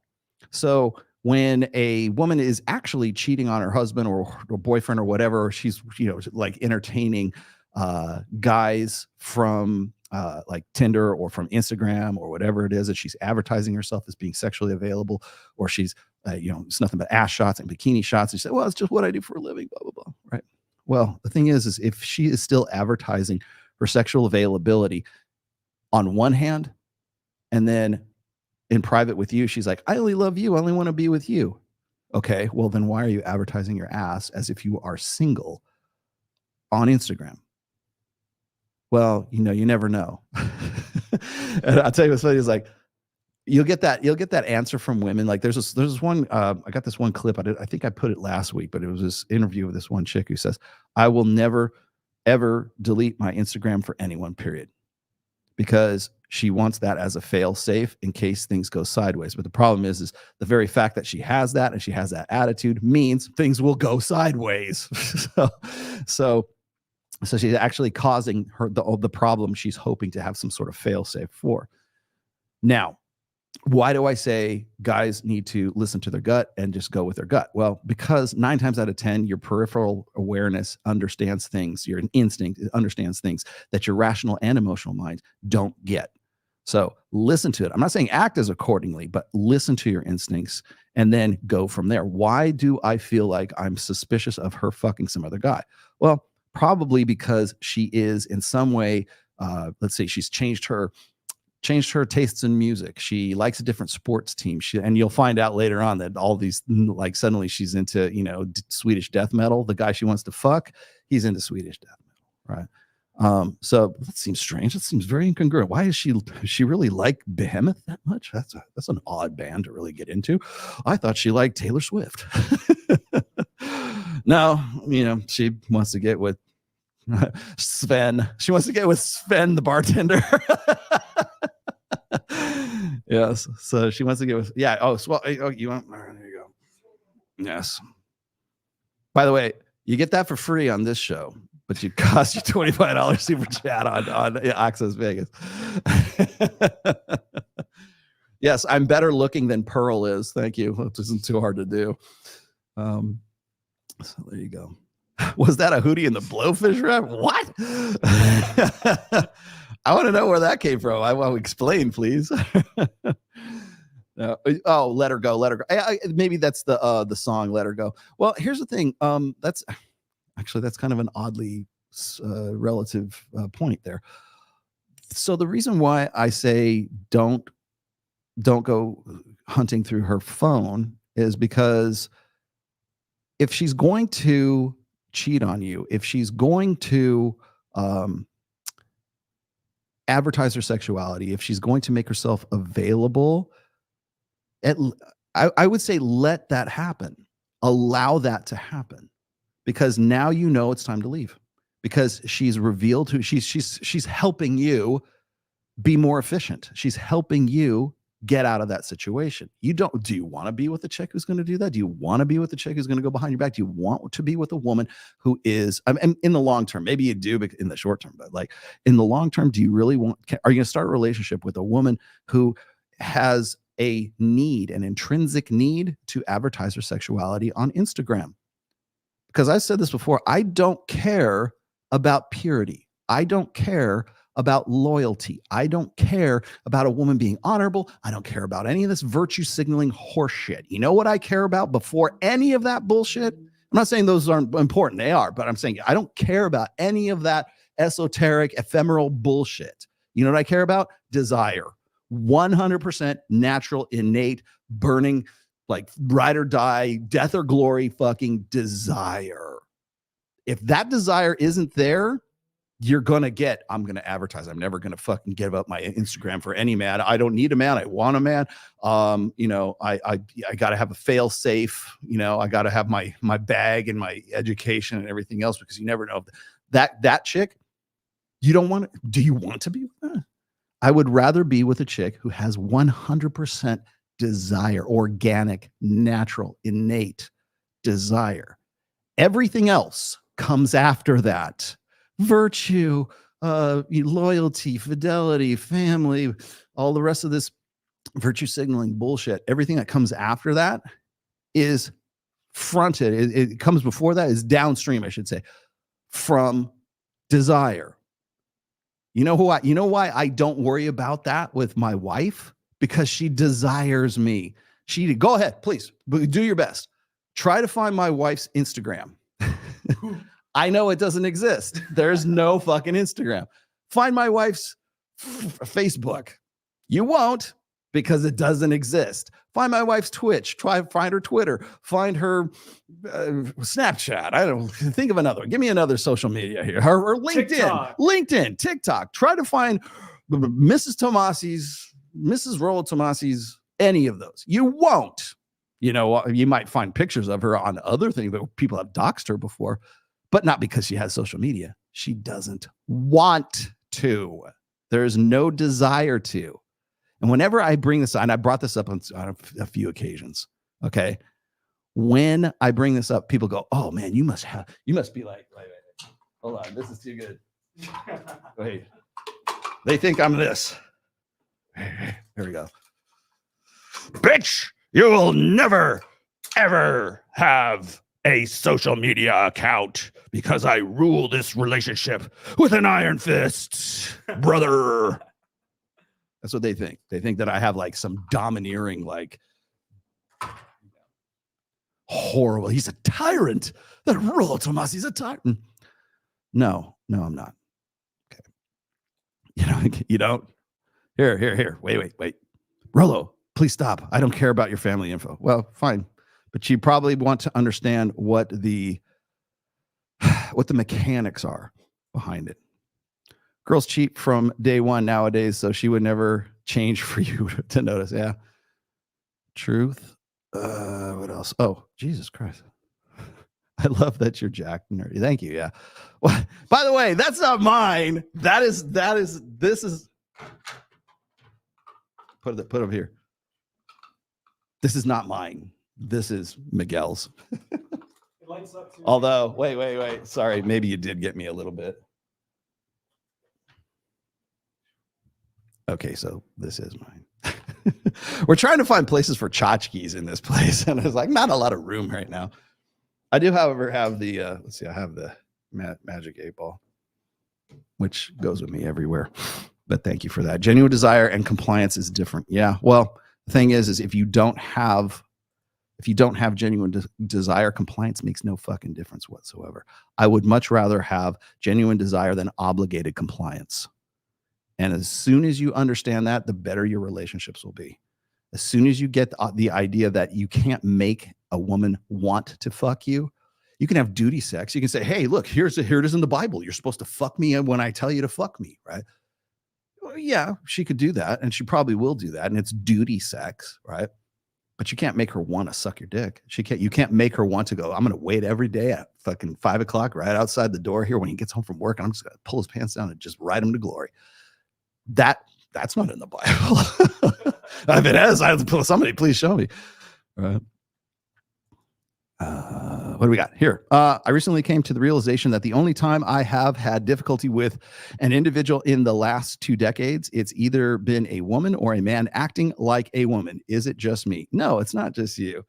You were asking me, well, how is this a superpower? Here's how you leverage it. At least you understand. You know, and knowing is half the battle. What's the other half, Kyle? Violence. Why is it that some girls simply cannot handle any form of competition? Because they're substandard competitors, just like any other guy, right? They would rather give up on a potential relationship altogether than give the slightest bit of effort to compete. That's because they are the prize. They are brought up from a very early age to believe that they are the prize, and that they're the vulnerable sex. Iron Frame. Let me explain something to you. This is a better illustration of this. I put up this post on Twitter, probably about a year ago now, but I put it up. It's very simple. One sentence. I said, gentlemen, you do not owe a woman a better life. I put that up there. People lost their like next to the vasectomy tweet, that people lost their shit. Absolutely lost their shit. Because I went against the narrative. I went against the meta. And the meta is a real man takes care of his wife and takes care of his kids, and he's responsible and he's this. I'm like, yeah, I'm not talking about that. I'm saying before. Like, if you're already married and yeah, you've got some responsibility, you have some liabilities, you got some accountabilities, got all this ability, right? I'm saying before, you don't owe her a better life. You don't owe any woman a better life. You don't even really technically owe your wife a better life. You do so because you love her. You do so not even so much out of masculine duty. You do it out of love, out of desire, out of commitment, out of respect. There's all kinds of other ways to really justify that. But the fact is you don't. The reason why women should and don't, but should appreciate this, is because you don't have to. You shouldn't have to. Women are not owed a better life from men, and most women will probably agree with me on that. Because we'll just take care of ourselves. We don't need no man. We want a man, but we don't need a man. They become the men that they wanted to marry. Well, if that's the case, then you don't owe them a better life. They owe themselves a better life. Rolo, please stop. I don't care about your family. Okay, well, good. I will. I'll stop. Can I talk about Ned, though? He's kind of like my family. I'm going to talk about Ned. Girls cheat from day one. Okay, I got to you. I love that you're a jacked nerd. Yes, I'm a nerd, but I might be a nerd, but I am their king. Wears glasses, now a nerd. Yes. Should I wear my other ones? Genuine desire and compliance is different. Yeah, they are. One is obligation and one is genuine desire. Thanks for last week's live stream. I caught it on rerun. Oh, good. Did you actually watch the whole thing? I had a similar experience, but the authority figure was an older female family member. Love the new studio. Keep up the good work. I will. I think we can get the sound. We have a new, by the way, a big shout out. I just totally slipped my mind. Big shout out to Miguel and Charlie and Kyle here. Red One Studios is coming together nicely. We still got a lot of work to there's a lot of let's say cosmetic shit that we got to do around here. Yeah. We have some real, we got a work cut out for us this week. But in case you haven't heard, we're going to have Myron and Fresh are going to be in here on Saturday of next week. And we're going to do a roundtable talk with, if I can make this work out. Marquette, if you're watching, we need you. Myself, Marquette, Mike Sartain, Miguel Munoz, if he's wanting to do it, and Myron and Fresh. So we're going to do another roundtable like we did when we had Cappy and Jake Shields and myself, Mike, and Myron and Fresh and Marquette. But Marquette. So we're going to be doing that next Saturday here in. It'll probably be our inaugural launch of the big room, the big studio that's just outside the door here. So that's coming up. But I just wanted to give a big shout out because none of this is possible without Miguel and Charlie and Cultivate Crypto, Dollar Cost Crypto, and Crypto Mindset. So thank you guys for thank you for your support. Let's see if I whip through these real quick. A lot of religious bros don't get it. Bad game using the faith to get sex. Yeah, I was going to hold that thought, Pi. Thank you. That was actually a good segue for my next bit here. Rolla, is there any situation that can exist where a woman has GBD, genuine burning desire? Jesus Christ. Thank you. I had to think of that for a second. I'm like, what? For a man who she does not respect. Yes. Absolutely. And that's actually a fact. Let's just use these two for the next build up and the next lead in right here. Okay. So y'all know that I love me some Jedediah Bila. My nasty girl. Jedediah Bila, I have talked like, by the way, Jed is coming back. She is already sort of building herself up for her new channel. She's doing a new thing. She's cut herself free from valuetainment, and bravo. If I had the applause button, I would give it to you right now. I don't know if she's still under obligation of a NDA with them or anything, so I'm not going to bring it up. I don't care. But she's split from valuetainment, and that's all you guys really need to know. But she's still the same old Jed, and I love her like a sister. So, but she wanted me to be on her show, and like for a couple of just like some back and forth. I think we're going to do reaction videos together. So, and then by the way, just so you know, I have also reached out to her. I said, if you're ever in Vegas, if you want to come to Vegas, we will have you out here. We will host. We'll do it either here at Red One or we'll do it at Sticky Paws, whatever. But Jed, if you're watching, you have the keys to the fucking the city. Anytime you want to come out here, we will gladly get you set up and we'll do shows with you. So that being said, I wanted to show you. I just picked this up off of Jed's. Let me pull this out real quick. There we go. I just picked this up. You guys saw this earlier. I used this as the last video on the intros here. I wanted to point this out because it sort of got me off on the tangent for today's topic, which I have not got to yet. Exercise discipline. But when it comes to girls, oh shit, get a vasectomy because you can't control yourself. The better advice. All right, this fucking idiot knows damn well what I meant on this, and I'm getting a little fucking tired, by the way, of people want to say, oh man, you ruined you when you were in fucking, he debated you. No, that you guys never fucking remember the fact that Sneeko decided that he wasn't going to do this debate. And I remember I was on a plane. I was flying into Miami. It was me and Mike were flying into Miami to do this debate between myself, Mike, Sneeko, and Destiny. And sometime during the flight, Myron hit me up and said, Sneeko's bottling out. He's not going to do the show. He's not going to do the show. And I'm like, fuck, well, whatever. And I didn't say nothing. I'm like, okay, well, I guess I didn't want it to seem like we're sort of beating up on Destiny, although it was kind of fun. But then when I got off the plane and we're getting ready to go do the show, because we did the show like the night I flew in. And then they said, oh no, he at the last minute, he's decided to come back on. And in the interim, the 4 hours or so where he had decided he didn't want to do it, and he came back on, he said he did want to do it. He done some video saying why he wasn't going to be on. He was trying to make some sort of excuse video. Nobody fucking remembers that part. No one, none of you fucking critics, none of you asshats who keep throwing the same shit out there. Oh, Sneeko this, Sneeko that. Sneeko didn't do shit. He bottled out and then he came back on because he knew that if he didn't, that people were going to think less of him. They would lose respect for him. So, and to his credit, he came on with a fresh copy of the Quran, which, by the way, Destiny pointed out that she thought that he bought from like Barnes & Noble, like on the way to the show. But so I saw the video. Did you see the video? Oh, yeah. Falcon punch. I felt that too, man. I was like, oh, goddamn. But he did lose teeth, or he chipped teeth on that. But anyways, so people don't really realize that. And then on top of that, he stuck around for all of like 20 to 30 minutes, maybe 40 minutes. And then he decided he wanted to go do Aiden Ross's show. And I'm like, you can be on this show with me and Mike and Destiny and in front of 30. This is before they got demonetized. 35,000 viewers, which is what it got up. It's 40,000 viewers, to go do Aiden Ross's show to the tune of what, 7,000 viewers? But he decided he wanted to bail out, right? So he bottles out, comes back, and then bails out after that. In fact, people were calling him sneak out after that. So let's just put things into perspective here, because I don't think people really remember what really went down during that time. Instead of saying never again, maybe for the women that I do have sex with, prepare that she could be the mother of your children. I think Okay. All right. So this is the rationale. Now, first of all, the whole vasectomy tweet had nothing to do with that.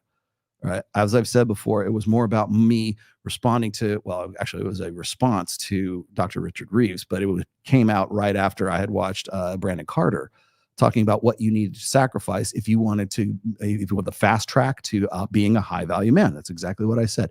He knows goddamn well better. And quite honestly, I think Jed should know better as well. I don't know if this is an old clip or this is a new clip. It's something she put on Instagram like 2 days ago. And I thought, man, that'd be a really great topic for a show, because what I'm seeing right now is I'm seeing that stoicism and virtue signaling and everything else is starting to be some sort of like form of game. And I wanted to point out really quickly here that, I hear like even Andrew Wilson, who I like and have a great deal of respect for, but I hear him and I hear Rachel Wilson and I hear the rest of these people talking about like, oh, yeah, you've got to be this puritanical thing, like you date with intent, right? No, that's not how it fucking works. Okay. Especially not in the 21st century. It might have worked in the 18th century. It might have worked in like the Rococo period. It might have worked in the High Renaissance. It might have worked in, I don't know, the Midwest during the post-Civil War, 1800s, right?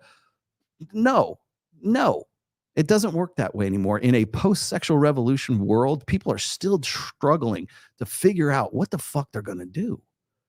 And that's why I kept saying, I'm glad you guys brought up the topic of genuine burning desire, right? Or, well, what else did you say here? I still have these loaded, don't I?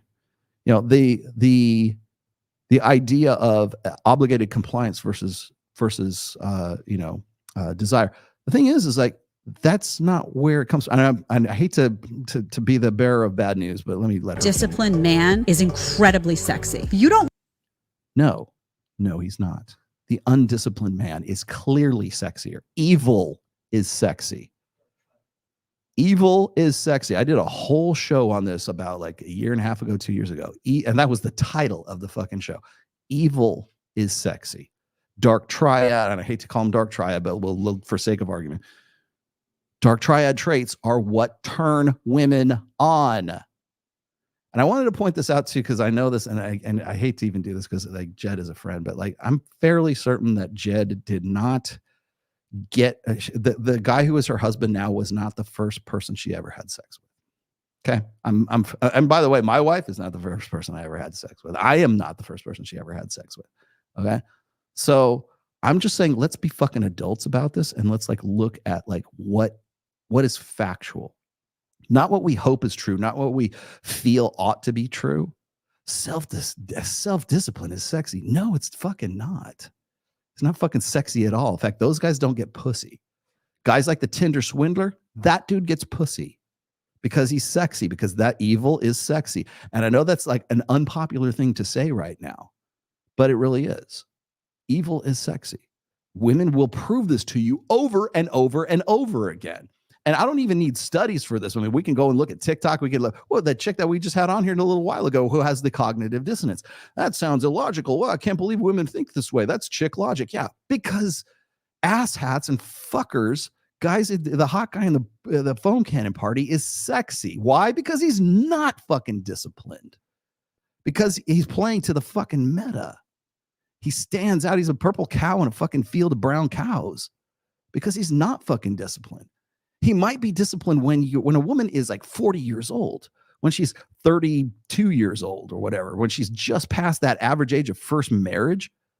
Yeah, that guy, the self-disciplined guy, he might be, I don't think he's necessarily sexy. He might be more desirable because by that point, women but women are prioritize a guy with a job and a guy with benefits because they understand that their own sexual market value is in decay. It's in decline. So now, of course, women who were at 23 years old, now at 33 years old, telling you how women ought to live, and we're much more intelligent now, we're much more well seasoned, and we're much more. You want to know why women hate it when a guy who's the age of, like, say, Mike Sartain starts banging a girl like Kylie, or the age of Kylie? You know why? Because those women know that they missed their fucking shot. They couldn't stick the fucking landing. They're 30, 33, 36, somewhere in there. And they know that guys who are high value guys that they think owe them a better fucking life don't actually owe them a better fucking life. And so what do? They try to shame those guys who want to get with who they were when they were 23 years old. It's not that hard. It's a curb this fucking high. It's why negging works. You're right. Thank you, Kyle. Yes. All right. Self-discipline is not sexy. Dark triad traits are sexy. Can we at least acknowledge that? Okay. Want to have a baby with somebody and you don't want that risk, which is always there. Don't sleep with them. Okay. Well, thanks, Mom. I love you too, Jed.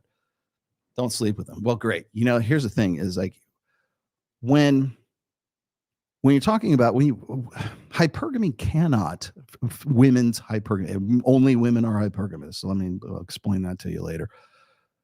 Hypergamy cannot afford to miss out on a golden fucking opportunity. You know why? Because women's sexual market value, their sexual agency, is perishable. They don't know when they're going to have another shot at this. That's why women break rules for alphas and they make rules for betas. They make rules for the guy who is clearly the kind of guy that looks like he's boyfriend material. We just saw the fucking video. That's one of many. By the way, I've got that other one where that one chick was talking about. There's three kinds of guys: the guy who gets fucked on the first night, the guy who he can get fucked, but he's not as fun and as exciting as Alpha Chad Boy in the foam cannon party. But there's the guy who has to prove himself and he has to jump through hoops, and he's the guy that women make rules for. And if he qualifies well enough and often enough and with enough consistency, then maybe she'll fuck him, but not to the same intensity or the same level of lust and desire as the guy that was just, we're going to get it no matter what. And then there's the third kind of guy. You want to know who he is? Nobody knows because he's invisible. There's no guy like this. So where is he? Like Mike Sartain says this. He has this one scenario where he was talking to one of these girls, and he goes, "Do you think that guy over there is hot?" And she's like, "Who? Like you mean the guy behind the mailman, the guy behind the guy who's stocking the shelves at CVS? No, the guy who's stocking the shelves at CVS. They don't even see the guy. He's literally invisible. Who? Like they don't like. He's just an NPC, right? Like in this case, literally an NPC. And that is just like when Mike says that, or that video pops up every now and then, people lose their shit on him because he's pointing out a behavior that is very unflattering to women's nature. Now, the whole duplicity side of it, the whole cognitive dissonance side of it, is rooted in the fact that they'll laugh like, "Oh, I guess you're right." Or that woman who was talking about, well, there's the guy who gets it on the first night, and then there's the guy who she's going to make work for it. She's not going to fuck him on the first night because he could be boyfriend material, but you would think it would be the opposite way around, right? It's not. And you know what she'll do when she's confronted with that or she's held accountable? That nervous laugh. I guess we're all like that. That's how. You want to know when a woman is in a position or in a state of cognitive dissonance? Just listen for the laugh. Just listen for the giggle. That's just how we are. When there's no joke. Yes, when there's no joke. Exactly. When no joke has been said and somebody has called her to the carpet, that little nervous laugh comes up, then you'll know what's going on. So anyways, also, and I hope I get a chance to talk to Jed about this. Again, I'm not trying to run up the flagpole. I love Jed. But this is the difference between a proximate goal and an ultimate goal. Well, and even fucking Sneeko makes the same fucking mistake here, right? Trust me, Sneeko wants to fuck girls as much as any guy wants to fuck girls. Probably more so, because what is he, 25 now? Something like that. Like, Kyle, how old are you? I am 22. 22. Kyle wants to fuck. Mm-hmm. Kyle wants to fuck a lot. And I fuck. He wants to fuck, okay? That's a proximate goal or proximate outcome. And sorry, I have to give you another family story here. When I met my wife in a club, which you're not supposed to meet there, you'll never meet any quality women at the club, Rolo. Literally met my wife at a gig, at a club, at the bar, at the club. You'll never find anyone of quality here. 20 coming up on 28 years. Thank you. Things were different back in the 90s. Now women are still pretty much the same fucking firmware. But the example here is that's a proximate goal. So when I saw my wife for the first time, I was like, I didn't go, I could have a baby with her. What? Nobody thinks this way. Nobody, you know what? I'm dating with intent. That girl over here with the long blonde hair and nice tits and a perfect ass. No, I can't. I've got to go back and read Psalms. You know who does that? Men with no options. Men with no options. Yes, exactly. And so when I'm seeing,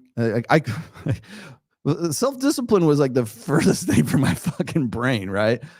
But the thing is like when I'm looking at that and I'm thinking, I wasn't thinking, oh, she'll be a great mother for my kids. No, I'm like, I want to tap that ass. And that was the proximate goal. Sorry, my wife still looks good. I still want to tap that ass, honey. But the proximate goal is I want to have sex with this person. The ultimate outcome is we reproduce, we start a family, we have kids, we raise kids. That's the ultimate outcome. No one starts there. No one, Sneeko, you child. No one starts there. And even Jed did not start there.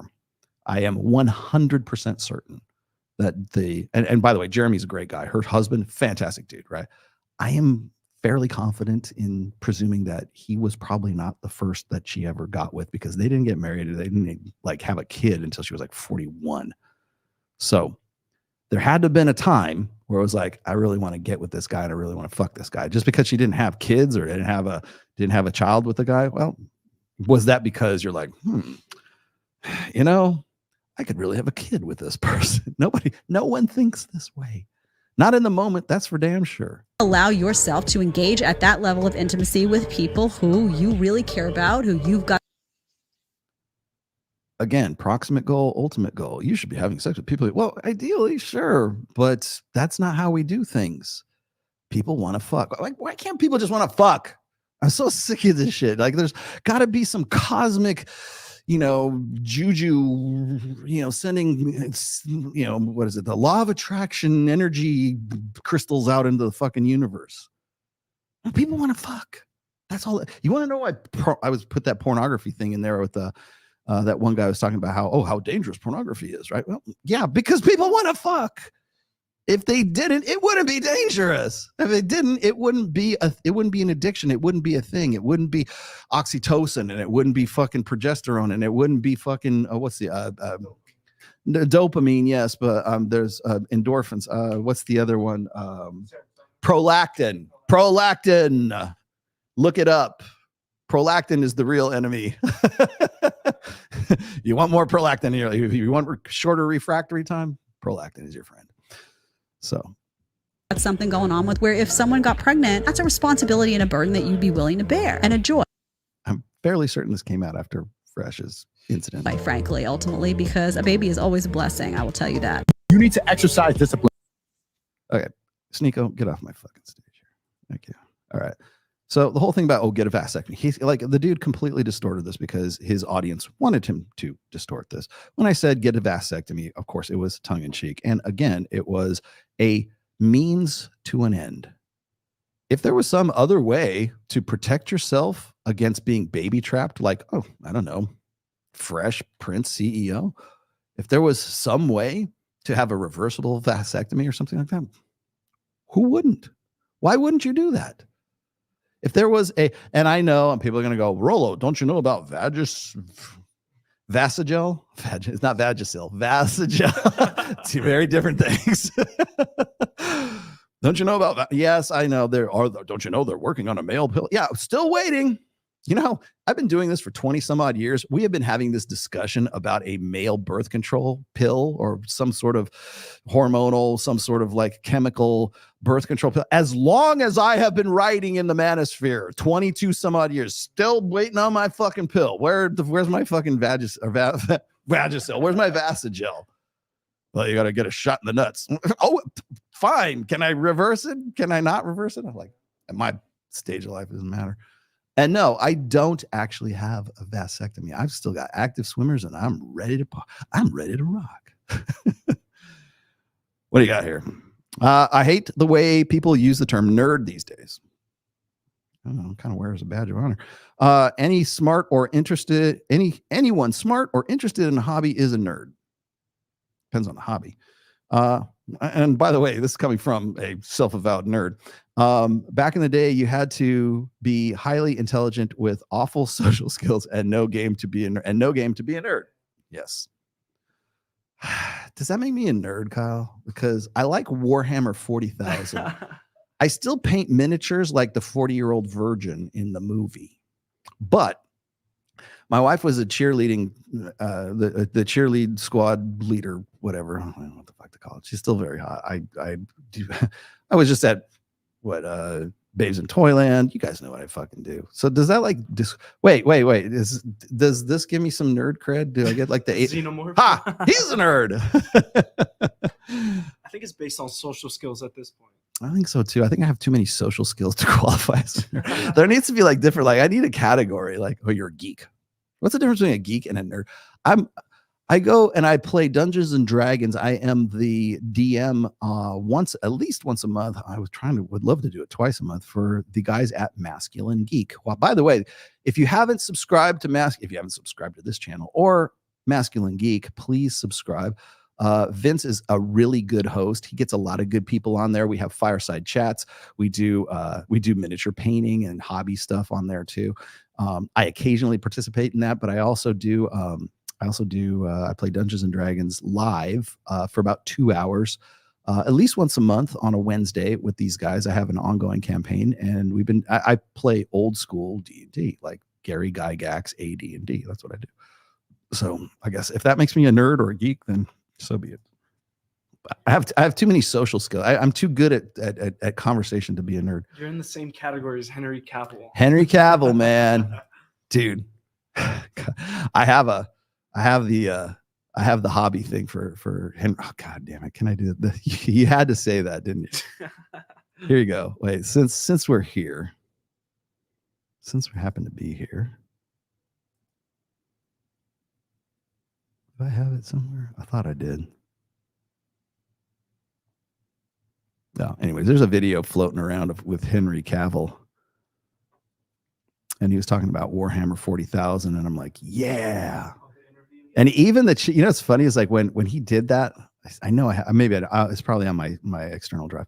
But when he did that, he was doing some interview and people were like, because he's very well known for like his interest in Warhammer 40,000, which I think is great because like he's Superman. I mean, he's fucking Henry Cavill for fuck's sake.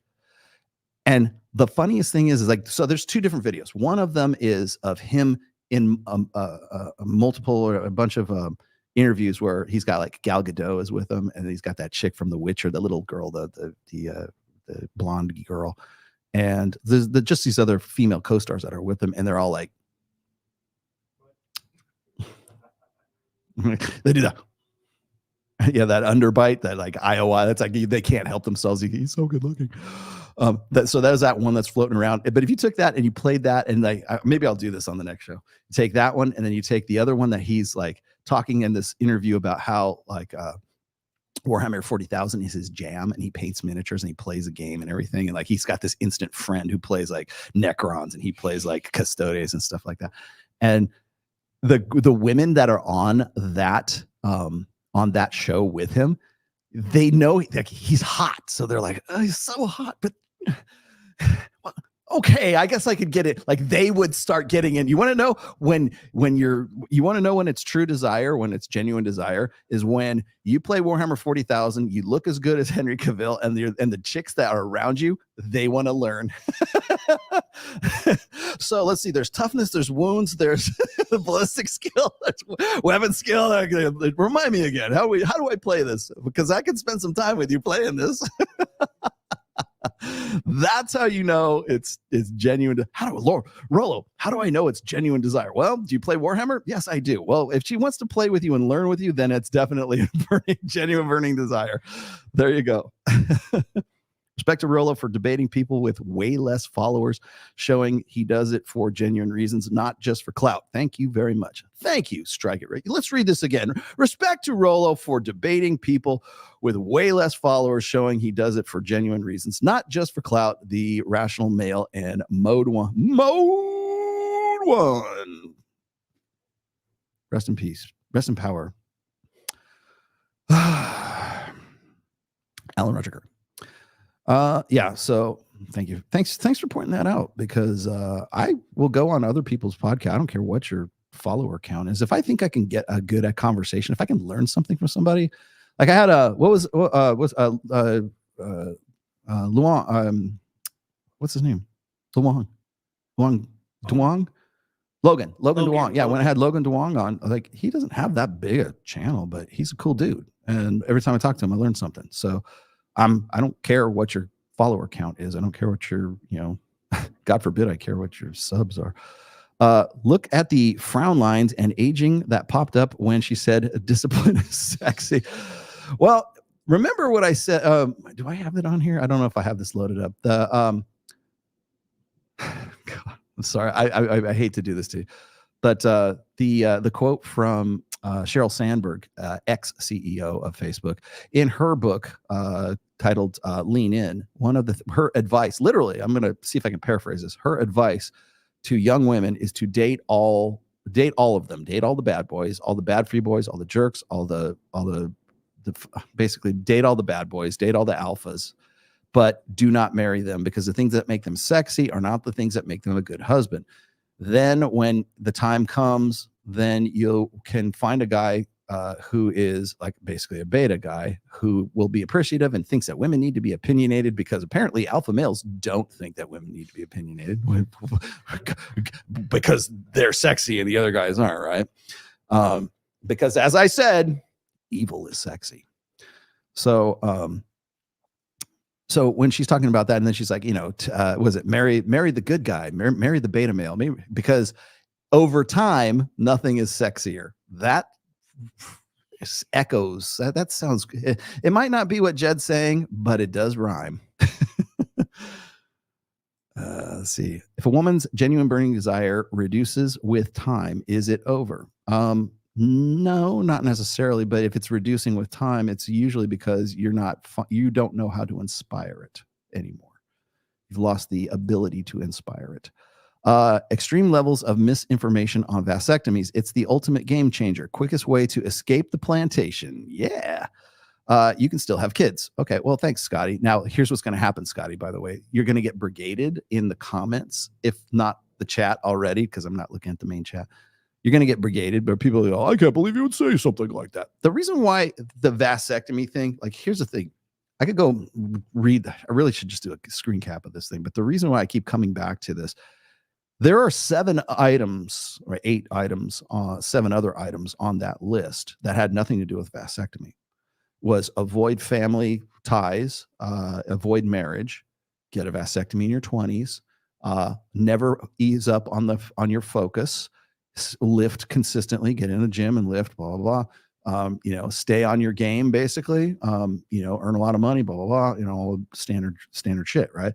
And do it to the reason I put this out there is because I was watching the Brandon Carter video on this is about this time, about May of last year, and I'm watching Brandon Carter on Fresh and Fit, and that's basically what he's saying. He just basically cuts out every distraction, everything that could distract him from being on point and on his mission, anything that could distract him from or is unnecessarily taking him away from him making money, going and doing shows, like maximizing his potential, he farms out, or he just simply doesn't do. He doesn't have a car in Brickell because he doesn't need a car in Brickell. He doesn't do his own shopping because usually he just goes down to Moxie's and eats whatever because they already know what he wants. Doesn't do his own laundry, has a laundry service, doesn't have to clean his house, has a maid. All these things, anything that would be some sort of extraneous, outside, external like responsibility is farmed out. It's not that he doesn't take care of them. It's that he just simply has other people. He delegates it to someone else, right?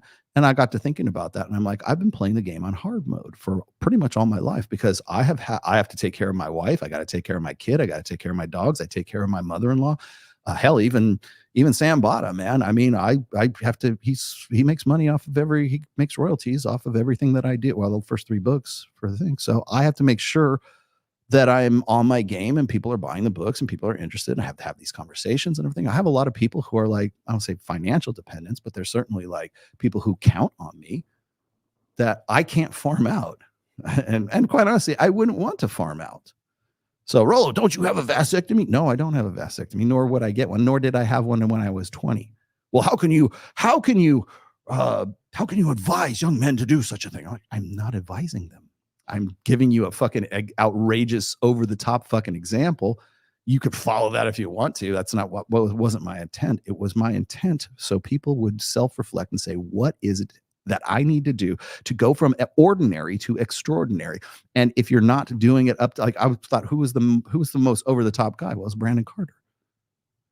And if you're not doing it, if you have kids, if you have a dog, if you have responsibilities, if you have a family and everything else, and you're still fucking successful at this stuff, you're playing the game on hard mode. And quite honestly, you're a step ahead of everybody who doesn't have a kid, who doesn't have those responsibilities and shits all over those things at any convenience, at any opportunity to shit all over you. Lord knows, myself and Ryan Stone and everybody else who has had a wife or is in some sort of long-term relationship, we've been the butt of a lot of jokes until recently, because now apparently you're not responsible, or you're not a cool guy, you're not an alpha male unless you are married and you do have kids and you do fucking have dogs and you do take care of, dutia familia.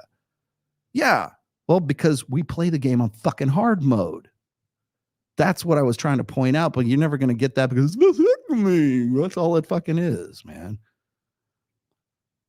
Let's see here. These female grifters are annoying. No cares for fact. Well, Jed's just going with what Jed's going with.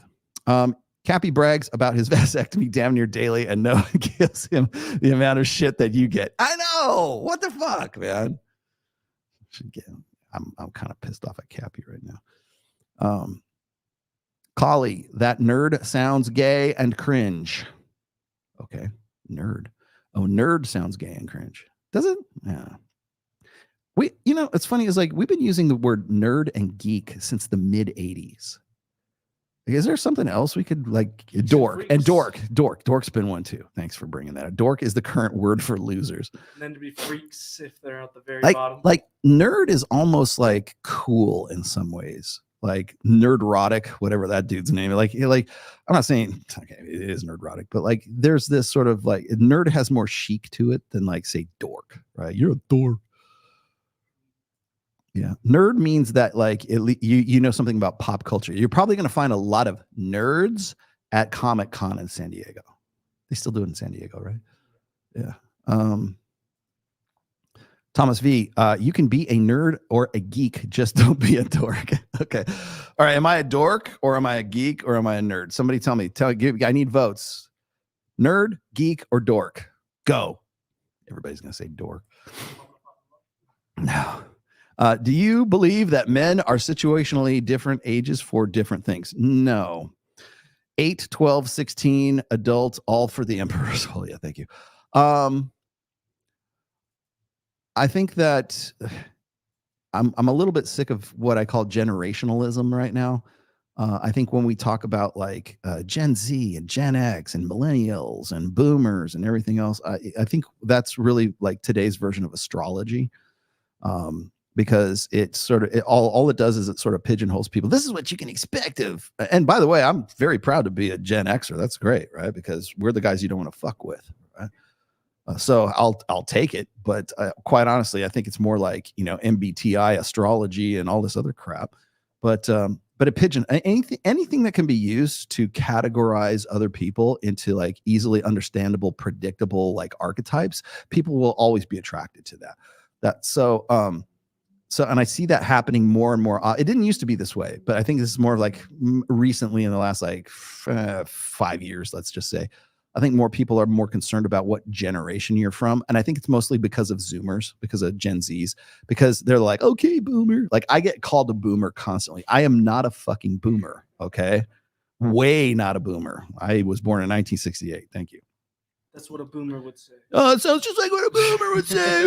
Like, yeah, I know. I did I did this, in case you don't know, I did this live stream on my Instagram when I was jamming with Jake, my drummer now, and we did just sort of a rendition of the intro song to this podcast, as a matter of fact, because people kept asking me, "Hey, Rollo, when are you going to release that song?" Blah blah blah blah blah. I'm like, well, if things go well, I'm going to do it myself. So I was putting it out there, and then what do you think the first critic was said? What do you think the first asshat said? That sounds like boomer music. I'm like, no, it doesn't. You don't even know how to find. This is not Crosby, Stills, and Nash. This is Xer music. Thank you very much, Gen X. Okay, but honestly, I think that the fact that we rely so much on generationalism is crappy.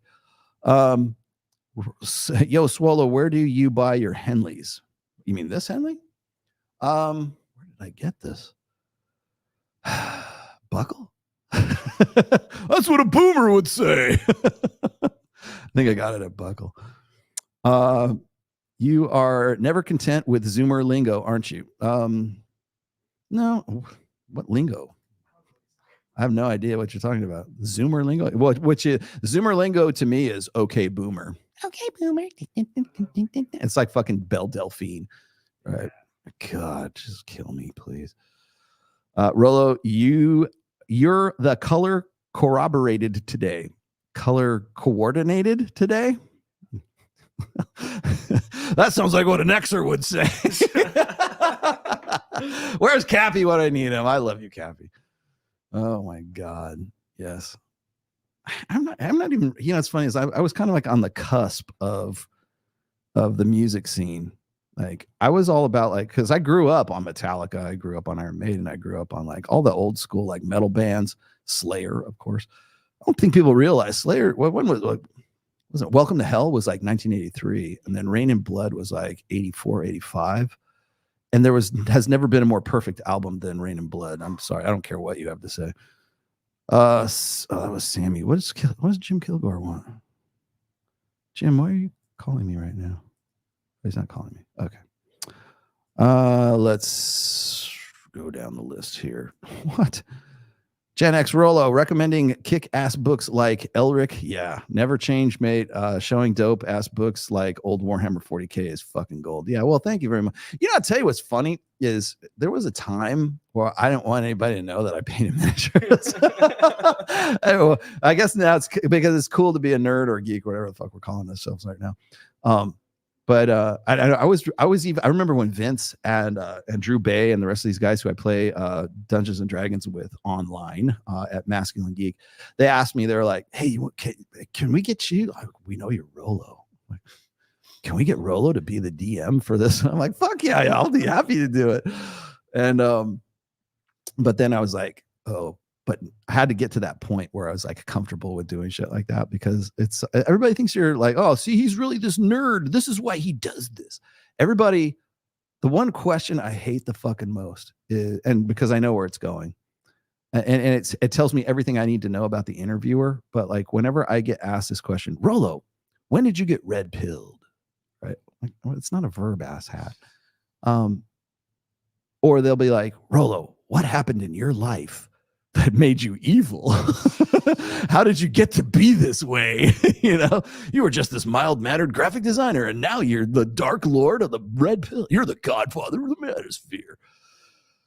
And so they're always looking for like they're always looking for this point of departure. They're always like, oh, it was when his brother-in-law hung himself, right? Oh, it was when this, or, oh, it was that, or what girl, who hurt you, Rolo? Like that. They're always, because the moment you say, or you give them an example, the moment you like say, well, it would happen then. You know, I remember Sally at homecoming dance in sophomore year of high school. She didn't want to go. No, I want to go do my rage, my rage exercises. Right? They're looking because they want there to be some sort of Freudian, Jungian, you know, point of like, oh, this is where his hurt is, and it's his what is it? His repressed pain and anguish. That's exactly what that whole bullshit was about. I would never go to something like it. It would never even occur to me to go to some sort of like, you know, group of fucking shirtless dudes, right? Would never occur to me to do something like that because I don't have any point of departure in my background. People keep asking me like, when was your point of, when did you get red pilled? And I'm like, it happened over a long period of time. Just asking questions, talking to guys, having conversations. When I was on So Suave, people still don't understand that the concepts that I still talk about today, which became chapters in my book, which were blog posts on my blog, which were discussions I had on the So Suave forums, you have to go back 20 some odd years. And I don't think people have a really full appreciation for just how deep and just how complex and just how rich the background is for the manosphere. No one will ever, because they think it's just a bunch of guys trying to get their dicks wet, or it's guys who just don't care about vasectomies or whatever the fuck it is, right? No, man, it's been around for a long, long time. Is the phrase "okay, boomer" because Gen Z knows not to fuck with Gen X? I don't think that they don't know how to fuck with Gen X. The thing is, here's the joke, okay? Gen Xers were 30 years old when they were 15, and we're 30 years old when we're 50. We wanted to be older when we were young, and we want to stay right about 30 years old when we get old. That's pretty much the same thing. If you can get that in your head, then you'll understand sort of the mindset of like most Xers. Are you a fan of Tool, Rolo? The first album, yeah. Some of it's good. I love. I'll tell you what I do like. I like A Perfect Circle. That was a really good fucking project. I wish he'd go back. Was it what's the guy's name? Singer from Tool. Yeah, he was a singer in Perfect Circle as well.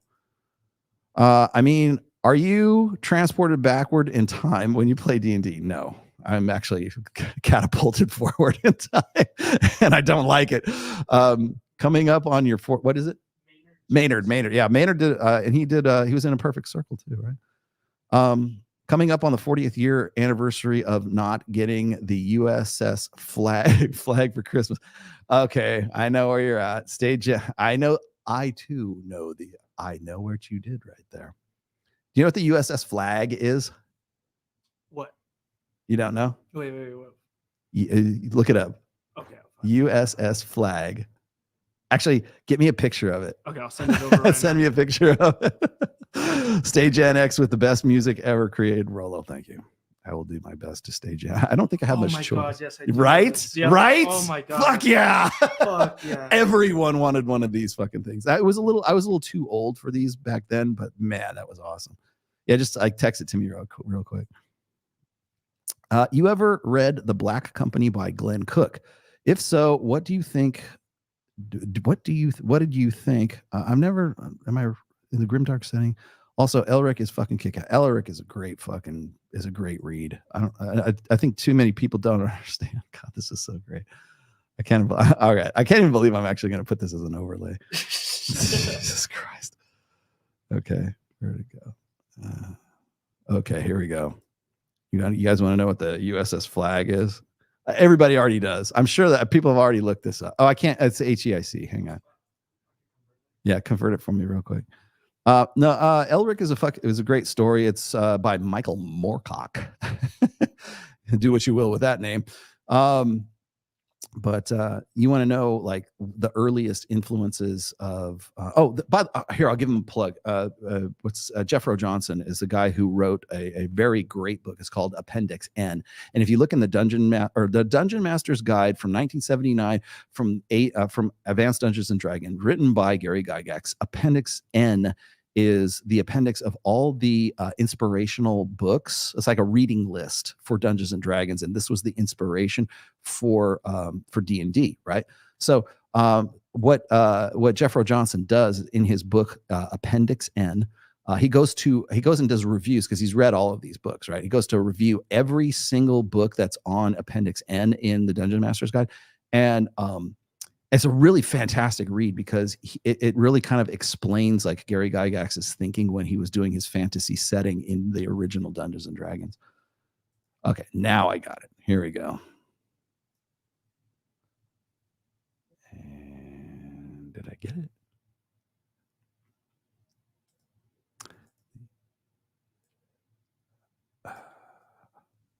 Not that one. Hold on. I pulled the wrong one. Hang on.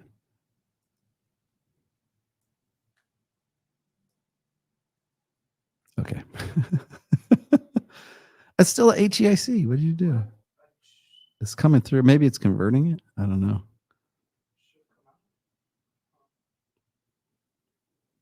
Here, I'll take care of it. Well, let me. This is so fucking funny. So, anyways, there you go. I know this is not very thrilling podcasting now. I bought Appendix N. So fucking cool. Helped write. Yeah, it's a really good book. I wouldn't have thought to do that, but it's a really fantastic read too. And Jeffro's such a good fucking author too. So do go check that out. Now, while I'm waiting on my JPEG here. Oh, there we go. Okay. This is so small.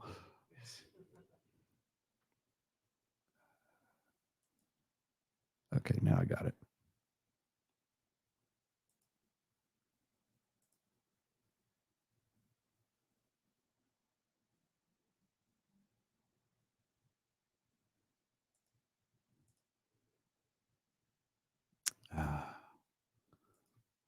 Okay, now that the joke is over. All right, here we go. So, what is the USS flag? Only Xers know this. Everybody wanted this fucking thing back in the day. That shit is massive. Everybody wanted this back in the day. Like, if you got this for Christmas, this was the holy fucking grail of toys that you could get. And what, 1984, 85, something like that? This is for the small G.I. Joes. Now, I want to point something else out. Have you ever seen, there's a series on Netflix, and it's called The Toys That Made Us. It's a documentary thing, but it goes through He-Man, it goes through G.I. Joe, it goes through God, My Little Pony, Barbie, and some of these other ones, like just basically classic toys. I mean, when they do the stuff that I like, I think they're cool, right? So it's called the Toys That Made Us, and then they go through the G.I. Joe one, but I don't think people remember like the big G.I. Joes, like the ones from the 60s and the 70s. Those were the ones that I grew up with. And then they made the smaller ones, and the smaller ones were cool too, don't get me wrong. But I was just kind of like aging out of like action figures when those things came out, but they were still really, really fucking cool. So don't think I can't appreciate it. I was more when G.I. Joe was like with the Kung Fu grip. That's my era right there. Well, the He-Man stretched. He-Man, yeah. Oh, that's Stretch Armstrong, whatever his name is. Yeah. But He-Man, well, I always thought He-Man was cool at first. And then I kind of aged out of it, and I didn't really watch He-Man, although I did like Robotech. Robotech was my fucking groove back in the day. It still is I love Robotech. People go, Rolo, do you like any anime? Robotech. Whenever people ask me about like what anime I like, I'm not a huge anime fan, but I do like Robotech, and I do like Akira. I like the 80s anime. Yeah, I'll talk your ear off about that. I love that shit. Macross is awesome. Yes, you are correct. And by the way, Macross also, there's a really good miniatures game for that stuff. Anyways, getting back to today's topic. So that was part one of everything. Let me see if I've got the. Oh wait, it's in my Rolo videos. Here we go. Let's see. Oh, this is Corey Shaloff. I think I'll put Corey up here really quick. Take the perfect high-status personal branded photo to attract your perfect 10. Step 1, find and travel to locations. Hopefully you live in a good city. If not, you got to travel to one of these cities right here. Next, find the high-status in-group locations of the Fickle 500 that actually high-status people are currently going to. Not last year, not a decade ago, but right now, what the high-status venues are today. Step 2, learn photography. Understand composition rules. Rule of third, leading lines, symmetry, center composition, golden ratio, horizontal lines, fill in the frame, foreground, midground, background, depth, and a lot more. Step 3, find another person to take photos with you that also is a photographer and knows composition rules. Step 4, get to the location with nobody there and take badass photos without getting kicked out. Step 5, transfer photos to your computer. By the way, anytime I see it, like Jim Kilgore, this is no hit on you. Jim does this constantly. Like he'll go to like Tivoli down here and he'll take pictures. It looks like he's in Milan, or it looks like he's in like Venice or some shit like that. It seriously looks like his Tivoli it very much mimics Italy. But if you can go there and find like nobody there and it's just you, and like you've got your motorcycle and you're in like some like Armani suit, that's basically what he selects of the hundreds, if not thousands of photos you took that day. Step 6, develop years of skill in Lightroom to be able to color grade photos to make them look like this. And if you need to, develop even more years of experience. Okay, that's actually not the one I was looking for. But that's funny. When I see that, I don't think people really realize like the amount of effort and energy that goes into like a really good, well curated Instagram profile. That's Corey though. No, what I was going to do is here. Let me. I wanted to bring something up here. So this is my my YouTube feed. I'm going to just roll into here really quickly. Now, what I did for the beginning of to sort of get into today's topic was I looked up Stoicism on YouTube. And I want to show you guys a few things here. Now, this is where people are like, I think a lot of people, like when we were talking about how, what is it? Self-control or self-discipline is sexy. No, it's not. And I'm going to show you just how not it is here in just a second. Now, again, does that mean you shouldn't be self-disciplined? No, you should be self-disciplined. And not, by the way, there's a pragmatic reason to be self-disciplined. Because I am being critical of it right now does not mean I am endorsing you just go fucking, go let your freak flag fly. I'm not saying that.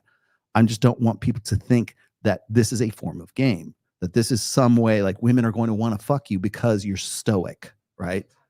That, yeah, it is not like it. Despite what fucking Sheryl Sandberg says, no, nothing is sexy or over time. No, it isn't. Okay. You are the second choice. You are the guy who was self-disciplined because she couldn't lock down the guy who was undisciplined. So I'm going to show you when I go and I put out, where is it? I'm going to share my screen with you.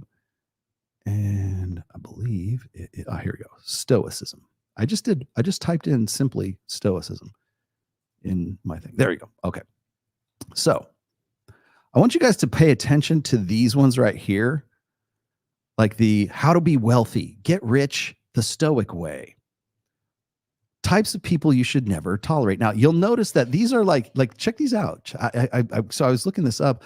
The stoic community, which basically could be this one right here, which is Stoic Journal. Okay. Let's see. Stoicism and Inner Strength. I don't know who. Okay, sponsored by The Sage's Sphere. Identical thumbnail. These are all what are known as faceless channels. Okay, these are created by AI. And the images are created by AI. They're meant to be like, oh look, it's a stone statue of like Marcus Aurelius, right? These are great. Healing from Grief, the Stoic community. There you go, the Stoic community. Oh look, it's Helen of Troy, and the guy do this if she ignores you. Ignore her back because you're a Stoic, right? Every single Stoic, just about every single Stoic channel or clips uses some ancient Greek, ancient Roman statuary to let you know just how fucking serious they are, right? How to control your mind. Now, this was actually the only one that I could this is a TED talk here. That's the only one I could actually find that had any kind of like real meat to it. Yeah. Aperture, Stoicism. There it is again. Here we go. Let's see. What is this? The Stoic Journal. There you go. How to do your best every day. Stop worrying. You're in control. Do this when rejected. She's walking away, but you don't care because you're built like fucking Dorian Yates in the 400 BC.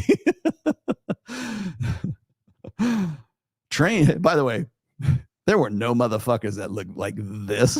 Nope.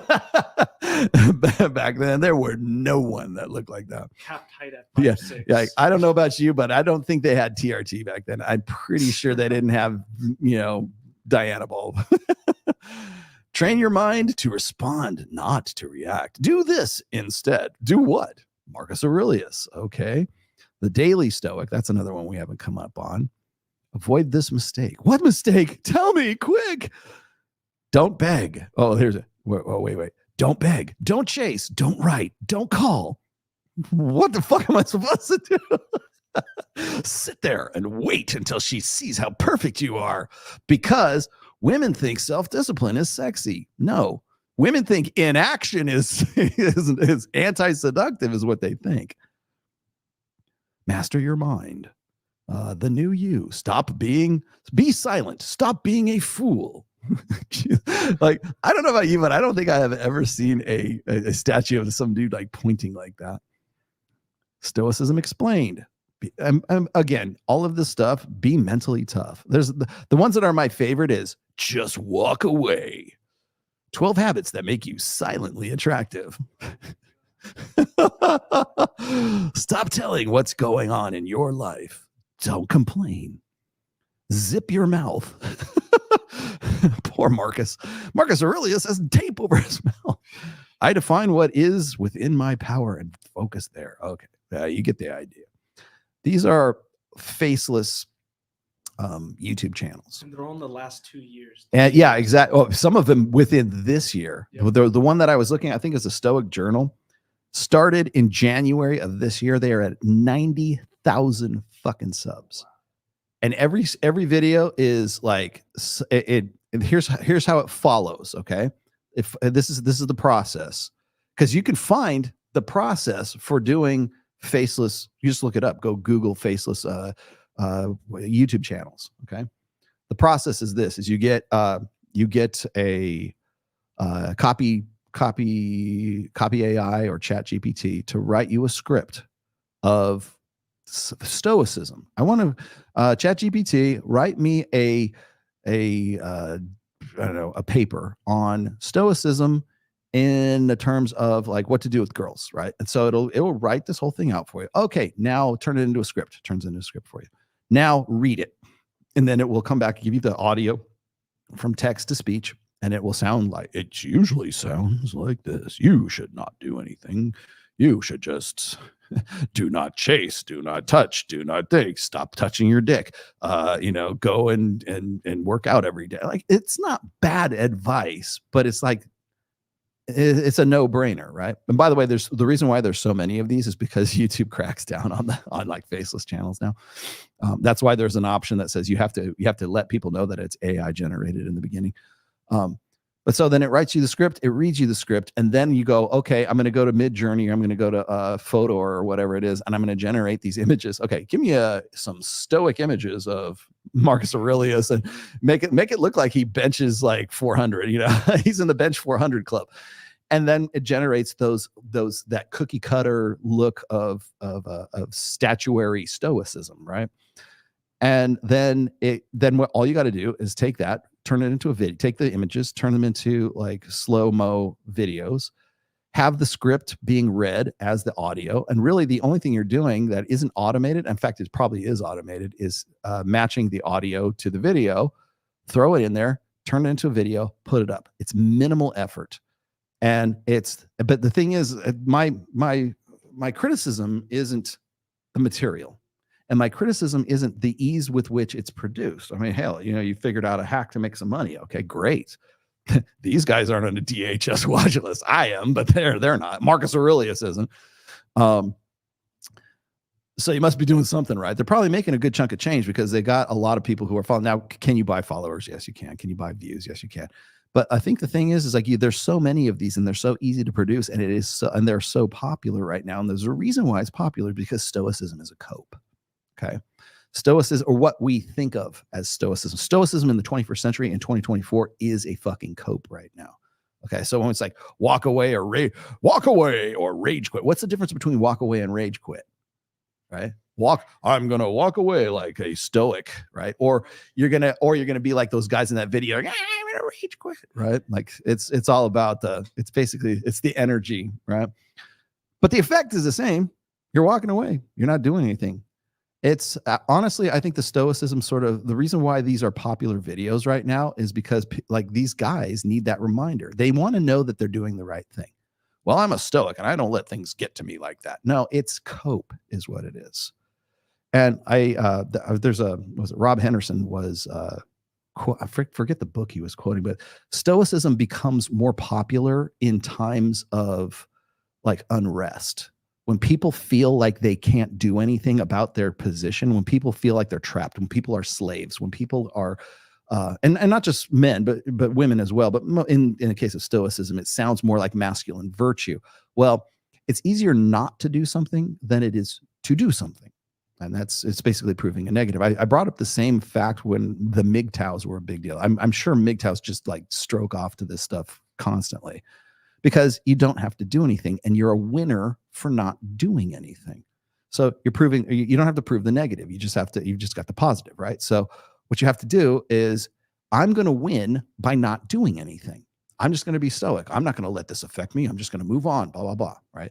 Or like I'll hear Rich Cooper, who I don't know if he likes me or hates me right now, but like one of the things that Rich always talks about is chase excellence. Like, no, chase everything. You know, I hate even the word chase, because you'll see that in a lot of these stoic videos. Don't chase this, don't chase that, don't chase that. And it seems like it's like you're a kid on the fucking playground in grammar school and you're chasing after the girls with their pull their ponytails. You're just chasing and chasing.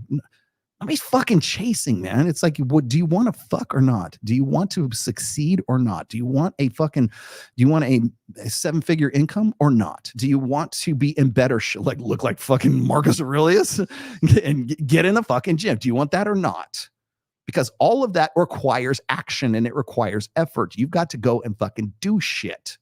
You want to get laid? You got to do shit. You want to be in better shape? Go do shit. Lord knows I understand that. And you want to make money? You have to do shit. You have to activate. You have to be fucking motivated to do stuff. So when I see these messages about like stoicism and this, it falls flat with me. And not because I don't think stoicism isn't a great concept or a great philosophy. It's that the way that we're doing it now, it's meant to sort of like be this salve for this burned ego. And I don't think that that's a healthy place to be. And the reason why I'm sort of drawing attention to this is because there's so many of these. I'm looking at one now, 12 habits that make you silently attractive. 196,000 views in 2 months.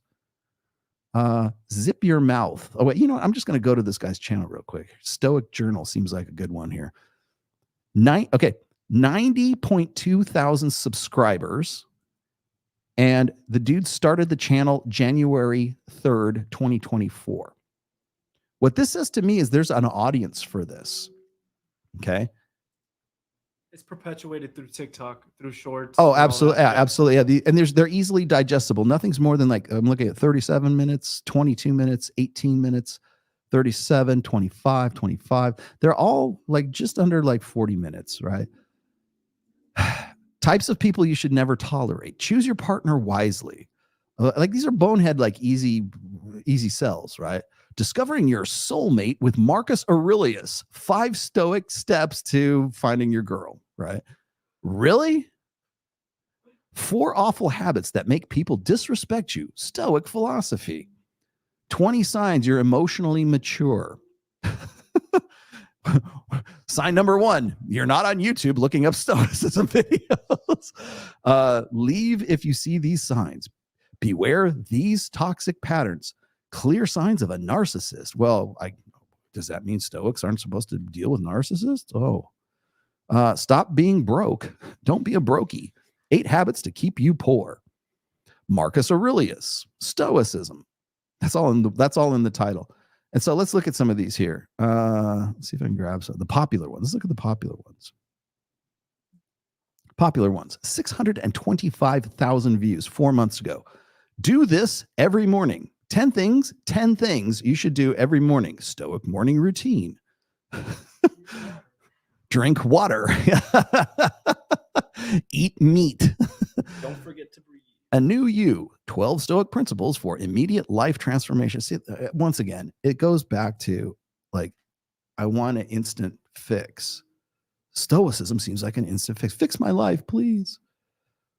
And Stoicism is just like this. Yeah, it's like, and I'm not saying the actual authentic Stoicism as the philosophy. I'm just saying baiting people into this faceless, easy to produce material. Okay. So when I look at the people and they say, oh, chase excellence, chase this, don't chase that, like stay sexually, basically what that says to me is like stay sexually frustrated because it's morally right to stay sexually frustrated. And that goes back once again to the whole Sneeko and Jedediah Bila thing about self-discipline being fucking sexy. It's not. Here's how you be sexy, by being silent and not doing anything and saying nothing. And then women will go, he looks like an enigma wrapped in a mystery. I've got to know this wonderful stoic man because clearly he's got pecs the size of fucking Texas and he's got serrates and he's got fucking 12-pack abs. But it's his stoicism and his self-discipline that's really fucking turning me on right now. Right? Self-discipline is anti-seductive. Women want to break rules for alphas and they want to make rules for betas. You wouldn't need to be stoic if you were a guy who fucked, period. So the really kind of comes down to fake it till you make it versus being the real deal. And I think a lot of guys get a little too wrapped up in the idea of stoicism as being sort of this cure-all. And I was going to say the last part of this is when I was talking about Rob Henderson. I forget the name of the book too. I've got it on my bookmarks on Twitter, but the idea of stoicism in hard times. By the way, like whenever there's a war, like World War I, stoicism was huge. It was a great, it was the rave going on, right? Then World War II, stoicism, big deal.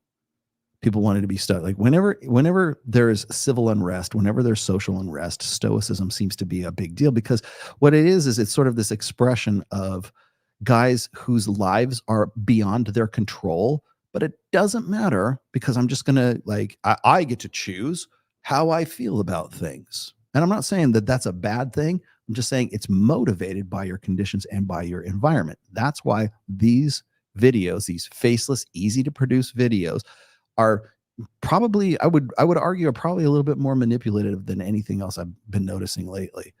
Because is there one called what? Unmasking Malevolence. Is it on a Daily Stoic or what is it on? No. I was saying for Rob Henderson's book. It might be. Are you looking it up? Yeah. Yeah. I don't have it in my bookmarks right now, or I have it in my bookmarks, but I don't want to leave the show to go get it. If these happens, literally it says, if these happens, cut all contact. And I wanted to point out here also that this whole thing about being stoic and cutting all contact, that's not fucking stoicism. That's fucking rage quit is what that is. Because you're still going to have to deal with people. And if you've read the 48 Laws of Power, I want to say it's like law number 20 or 19. And it's don't build fortresses around yourself. And that's really what I think a lot of people do with this easily digestible fast food version of stoicism is they build fortresses around themselves. And it seems like it's safe, but you are cut off from everything else. And you need to be out there. You need to be in the population. You need to be socializing. You need to be doing things. So honestly, the reason why I say our modern concept of stoicism is a cope is because, first of all, it justifies not doing anything. It makes guys feel better about themselves because it's almost like an ego boost because I don't have to do any of this stuff. I'm the one who decides what my emotions are going to. It's pure, rational, reasonable. Rollo should love. He's the rational male. He should love Stoicism, and in its traditional classic format, yes, it's very, I think, very pragmatic. Okay, very efficient, very pragmatic. Got it. But that's not what we're talking about right here. What passes for this Stoicism is not Stoicism. It's a cope. You should feel proud about not being like those other people because they're chasing pussy. Yeah, well, they're also getting pussy too. So, what we got here. Thing is, boomers invented all the technology that subsequent generations used to vilify boomers. Go figure. Boomers did not. Well, I don't know. I guess technically Steve Jobs, but Steve Jobs was like a boomer, but he was an ideas guy.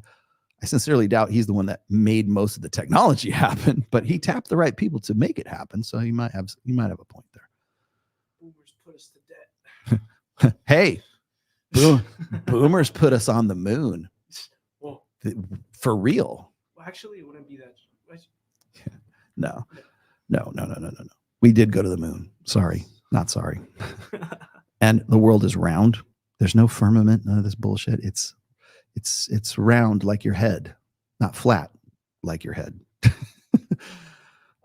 If so, so I dye my skin gray, grow a beard, and have a stern look and pretend to not have emotions. Do I get to be a Giga Chad too? Yes. According to faceless AI Stoicism channels, yes, you do. Hey, Rollo, there is an update on Andrew Huberman. Oh, there is.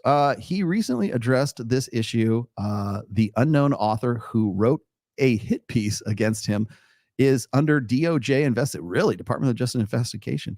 He was laughing all the way with Chad Riz. So and remember, that was an author from the Atlantic, wasn't it? Some chick. Department of Justice is investigating her? Wow. I have to look that up now. Somebody, Sammy, find me that story. Find me the Huberman. Find me the Huberman. What is Jim Kilgore doing here? Why can I not get Jim? All right. Okay. And what was this? Rollo, I find it interesting that you criticize these videos by only reading the titles while simultaneously criticizing the people when they judge you without reading your books. Okay. Well, the thing is, I have looked at these. I wouldn't know what they're about if I didn't already know the protocol for how, and I understand it's valid criticism. Got you. But I have watched these. Would you like to watch? Would you like to go through these? I'm not saying what they're saying is necessarily bad. I'm saying the motivation and the intent and the prompt to make these things popular. And again, as I said, there's the reason why this is such the reason I'm even bringing this up is because there's so many of these things. It's playing to some sort of neurosis. It's playing to some sort of need on the part of these guys who need some sort. And I'm not even necessarily saying it's a bad thing. I'm just saying that there's the potential for these guys to think that this is like walk away. That's Stoicism. No, it's not actually. So where did it go? Stoic Journal. Let me read the rest of these. Stop being kind. That's Stoicism, apparently. 9 situations you must zip your lip. I'm pretty sure Marcus Aurelius never said zip your lip. 9 rules for a better life. That sounds a lot like fucking Jordan Peterson. Never be manipulated again. Crucial tactics of heavy manipulation you need to know. Oh, okay. Sounds good. Well, there's only 42,000 views for that one. Sorry. I'm trying to look at the more popular ones here, but you get the point. And more to your point, the reason why I even know about these is because I was looking at just at the same time, I was looking at how these guys were creating, there are actually YouTube channels that are dedicated to helping you find a niche and exploit the niche. And then once you found the niche that is popular and that is trending, then you create a channel that exploits and plays to that niche with an AI generated script, with AI generated thumbnails, with AI generated video, and AI generated titles and everything else that goes along with that, right? So at the same time, I'm watching these videos showing you how to go about, basically how to leverage, how to game the human mind, like the psychology, right? Or whatever's trending. At the same time, I'm looking at Stoicism as being a very like one of the top niches to exploit right now. So that's why I'm bringing this up. I'm not saying that Stoicism itself is necessarily like the like real philosophy. Yeah. And by the way, Marcus Aurelius was one of the Stoics.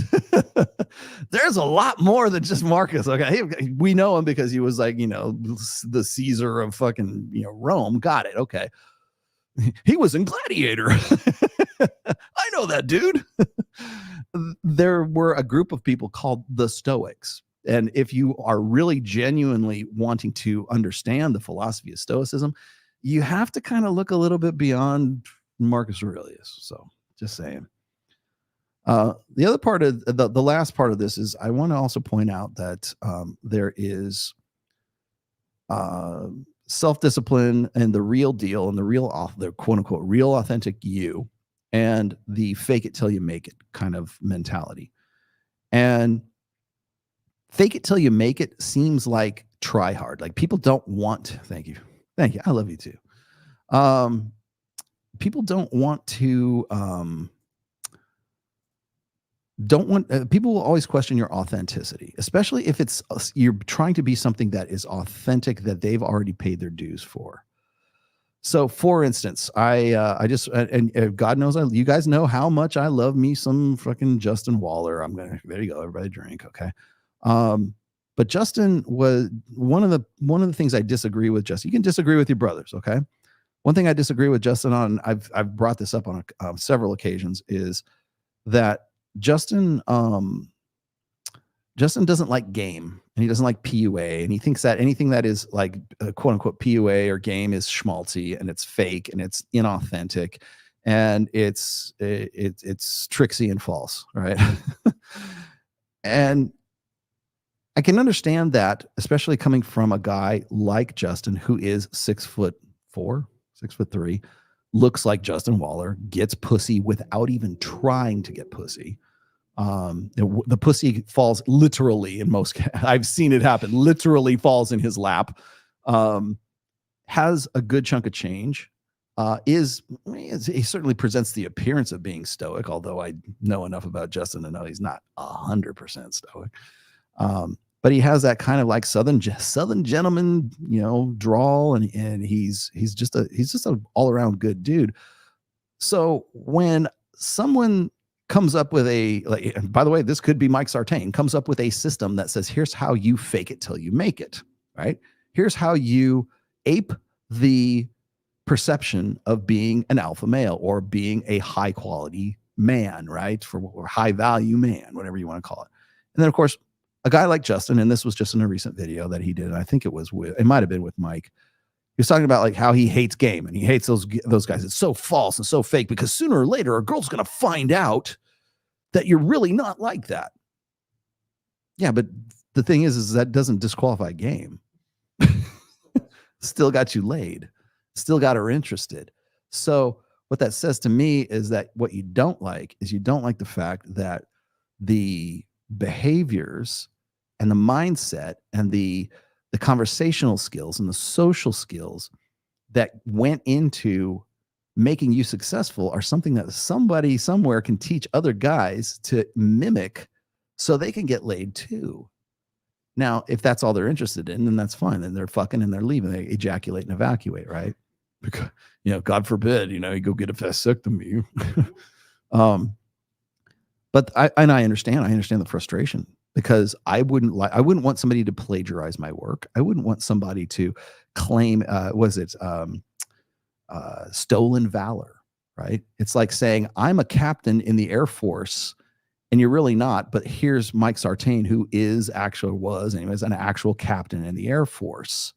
And the guy's full of shit and he's lying and nobody's questioning it because he sort of looks a little bit like Jack Reacher or some shit like that. Right. And so you have this guy who is tricksy and false, right? But it doesn't matter because women don't care, right?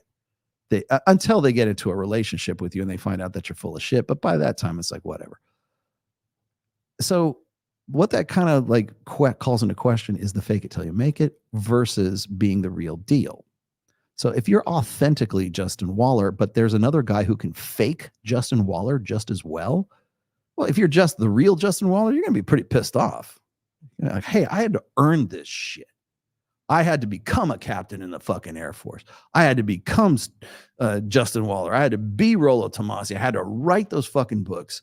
And then you got a guy who comes in and just like starts, plagiarizing you or fucking like trying to, post up like I wrote all this stuff. Oh, I was been doing this for forever. And goddamn well they haven't, and they can't defend positions and points. Or if you're like Justin and it's like you see some guy who can like pick up chicks because he got himself jacked. He happens to be 6'1". He doesn't have all the money. He says he's actually a sandwich artist at Subway, but he can make women believe through his social skills and his game skills that he's actually a multimillionaire who owns a steel company.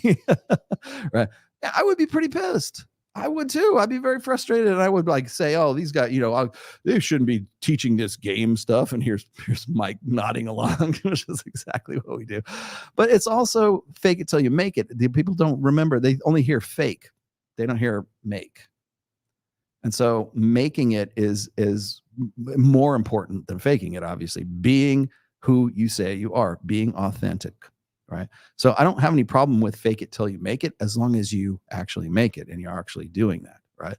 And Justin's not wrong, because eventually, if you're going to have a long-term relationship, assuming that's what you want, you're going to get found out. You're not going to be able to defend your position. It's just like exactly. Thank you. It's just like Pearl. Pearl can fake Rollo Tomasi as long as she wants. Right. But she will never be able to defend the points, and that she gets caught ass out all the time.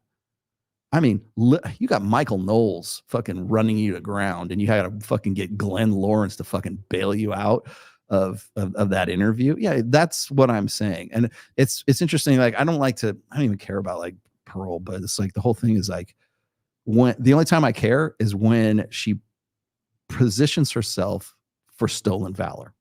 Like, she's been doing all this. She understands stuff. She just simply doesn't. She's an entertainer. She's said as much as she's an entertainer. So you can present yourself as being an authority, and you can fake it, but can you really make it? Can you defend those points? And the answer is, for a lot of these people, simply can't. So implied leader. How can I resolve my bitterness towards the fact that women wait at the finish line after a period of successful monk mode to level up? I'm not motivated at all. Okay, so here's how you do that. Implied leader. Understand this is that's only half of that quote. That's only half of the game. So what you're referring to is Rich Cooper once again saying that women don't care about men's struggles, which they don't. They wait at the finish line and they bang the winners. Okay, not all women can be the ones that are waiting at the finish line to bang the winners, because there's far fewer winners than there are women waiting at the finish line. So those women have to make an educated guess and make a good bet on a man who has potential to be a winner later in life. So remember that it's the attraction cues are not just about the guy who's the turnkey relationship. Every woman would love to bang Jim Kilgore. They would love the guy who's a pilot, who's got a expensive motorcycle, an expensive car, dresses really well, has a lot of some disposable income. They would love to be the girl who is right there to suck his dick, and there are plenty, trust me. But there's only one Jim. There's only one Justin. There's only one Rollo. There's only one Mike, right? There's only so many winners to go around. Now, do those guys lick the ice cream? Yes, they do. But you got to remember that when women are looking for a guy, they are forced into a position. Not every woman can be as hot as like the women who can get the winner at the finish line. They have to find a guy with prospect. They have to find a guy that has benefits, or the guy who's going to be a good bet for their future. So that's the other half of that. Not every woman can be the woman at the finish line, and not every guy can be the winner too, right? So what women do is earlier on in life, they trade their sexual capital for a guy who seems like a good prospect. He seems like he's going to have, he has a future to him, and she's willing to bet her sexual agency, her ability to go and get with other guys, on this one guy, because they think that in the future he's going to be they're going to live a better lifestyle as a result of investing now. It's invest early and then take dividends later. So keep that in mind when you get all frustrated with this shit and you're like, oh, I took a period of monk mode. I'm getting a little, I'm kind of anti-monk mode these days. Quite honestly, I'm not monk mode at all. I'm get off your fucking ass mode. I'm get your fat ass in the gym mode. I'm get your money on point mode. I'm learn game in your social skills, level up mode. Not, I'm just going to sit here in monk. Like, what does it even look like? What does fucking monk mode look like?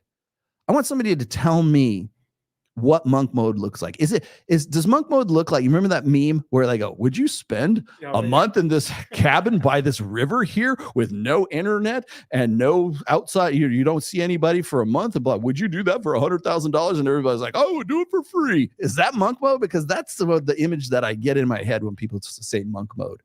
Monk mode is I get no pussy mode. And I'm just going to be stoic for a month or so. Like, that's bullshit, man. You will only get what you've gotten if you keep doing what you've done. So if you go monk mode and then you go right back to what you've been doing, what you've been done before, you're fucked. You're just as fucked, if not doubly fucked, than you were before you decided you were going to go monk mode. I'm done with monk mode, dude. I think it's bullshit, quite honestly. You're not motivated at all? Get your ass in the gym. Go to the gym, start in the gym. I'm not just a just lift bro guy. I'm just saying get in the gym, because what happens is everything is synergistic when you start. I would say start with the gym, because that's what most men have the most direct control over. Money, muscles, and game are synergistic. The changes and the improvements in one of those areas will sympathetically change the other areas. So if you get in better shape, well, lo and behold, women start paying more attention to you because you're in better shape. Guys want to hang out with you because you're in better shape. What does that do to your game? What does that do to your prospects for making money? Probably improves them. What happens when you get a promotion at work? Well, guess what? Maybe you've got some more affluence now, and that's going to improve your ego. That's going to improve your game. That's going to help you improve your social skills, because you got to network differently now. All of these things are synergistic. So when people say, don't chase girls, chase excellence, fuck that. Chase everything at the same time. First of all, you're not chasing anything. Focus on all of those things independent of one another, but also collectively with them. So when people say, oh, you should just focus on excellence. Well, what the fuck is excellence? Money? Because that's the kind of the connotation I have when people say focus on excellence. Does that mean excellence in the gym? Because what most people do when they understand, they discover what money, muscles, and game is, like that's really the trifecta for guys. Once they realize that, they tend to gross out in what they think their strengths are. So if they're fat and they're ugly, they gross out in money. They lead with their wallets. And if they're fucking brokies, guess what? Well, I can look good and I can be the hot guy in the foam cannon party and I can still get laid and I can still fuck chicks, right? Because I'm better looking than the fat rich guy. Oh, I'm neither one of those. Guess what? I can be more entertaining. I can be more, you could call it a dancing monkey if you want to, but like I can be more entertaining. I can be more sociable. I have better social skills than all of these fuckers. And so therefore I can also get laid. I can leverage that to my advantage, not just with women, but also with like my business associates and everything else, right? Instead of focusing those things in isolation, focus on all of them at the same goddamn time. I don't see what we talk about how great we are as human beings being able to multitask, and yet don't focus on girls, focus on X. No, focus on fucking everything.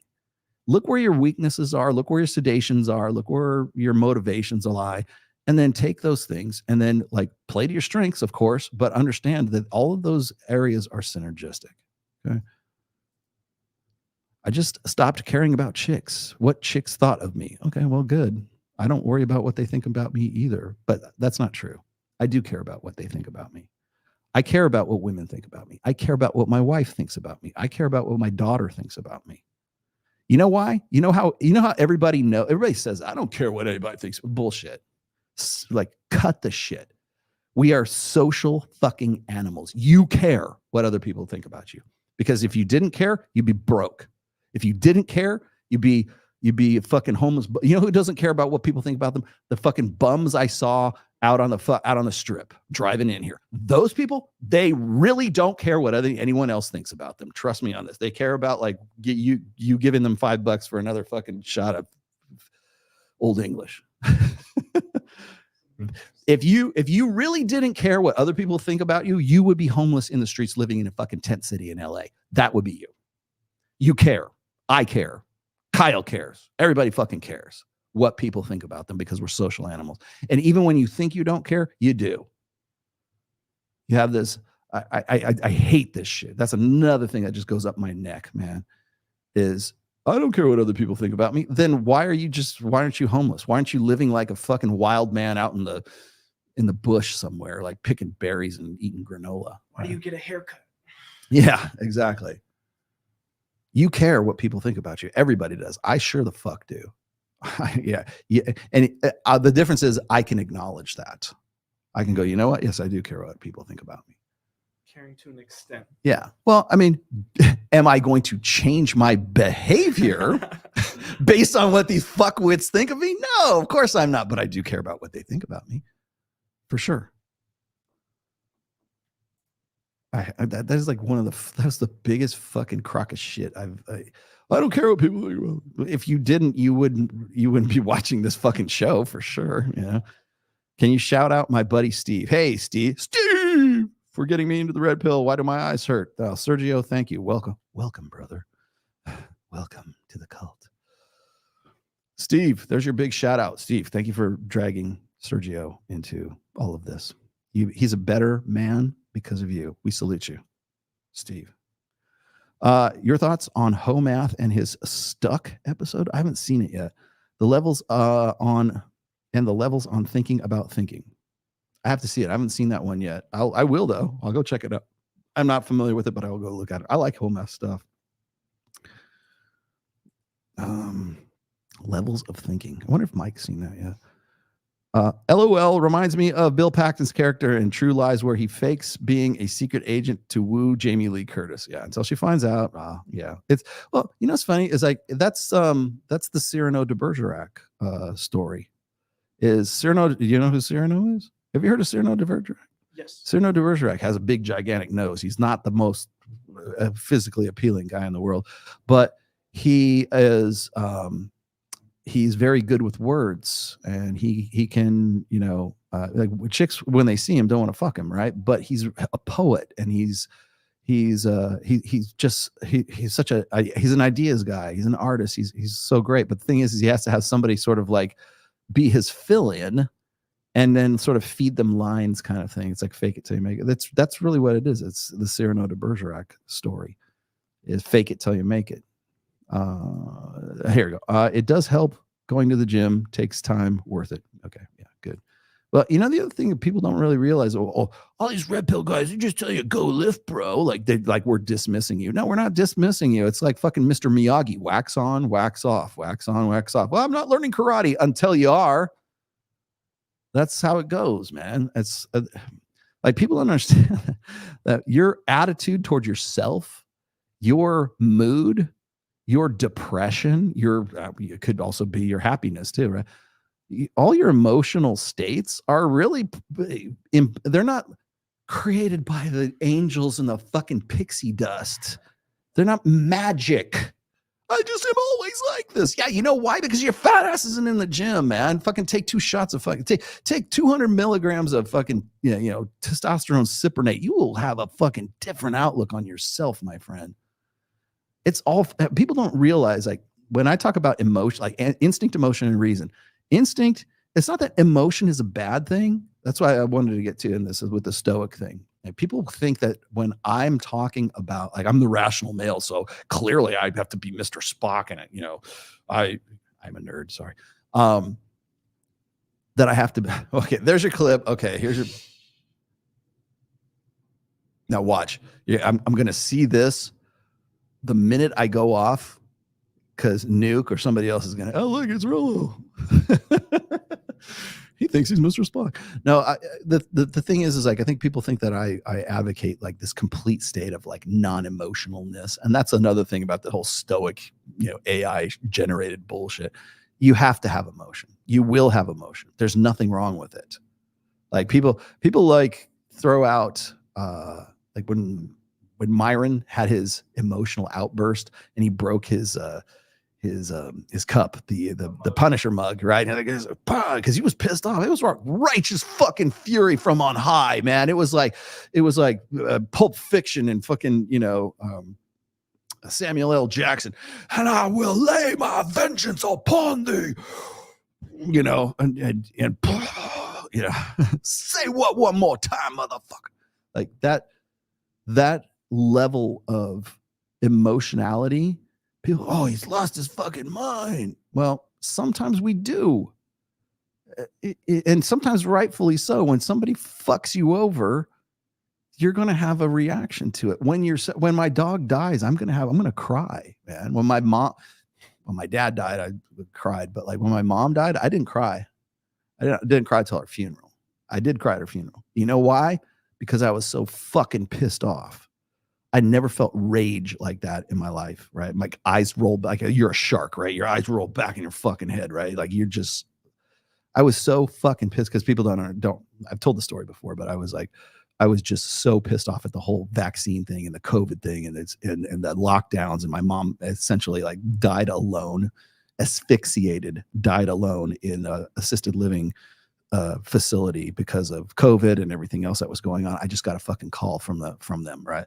And now that we know what we know, hindsight, 2024, as opposed to she died in December of 2020. Like whenever I hear like somebody like Scott Galloway saying, "Oh, we need amnesty for those poor people who thought that the C-19 wasn't a thing, or vax this or vax that," fuck you, heartfelt, fuck you. Every time I see that, man, I post that picture of like you'll see it occasionally. I post this picture of the seat and the chair that I used to sit on outside my mom's room when she was in the assisted living facility in 2020. Because what I would do is I would literally drive from Reno all the way down to Gardnerville, because that's where she was. And I would do that like on a weekly basis, if not like twice or three times a week. So I could go down there and just talk to her, because I was family. And I was the only one who was doing it, right? And I would occasionally bring my niece, nephew, and my daughter and stuff. But we had to stay outside for this bullshit. I had to talk to her. Like the last conversation I had with my mother was through a fucking screen on a window. And then I got, then of course she dies in 2020, December. And they just called me up. And I was pissed. I didn't even know why I was pissed, but I would just rage and piss. My wife was like, "How come you're not crying?" I'm like, there's a time for that, but that's emotion.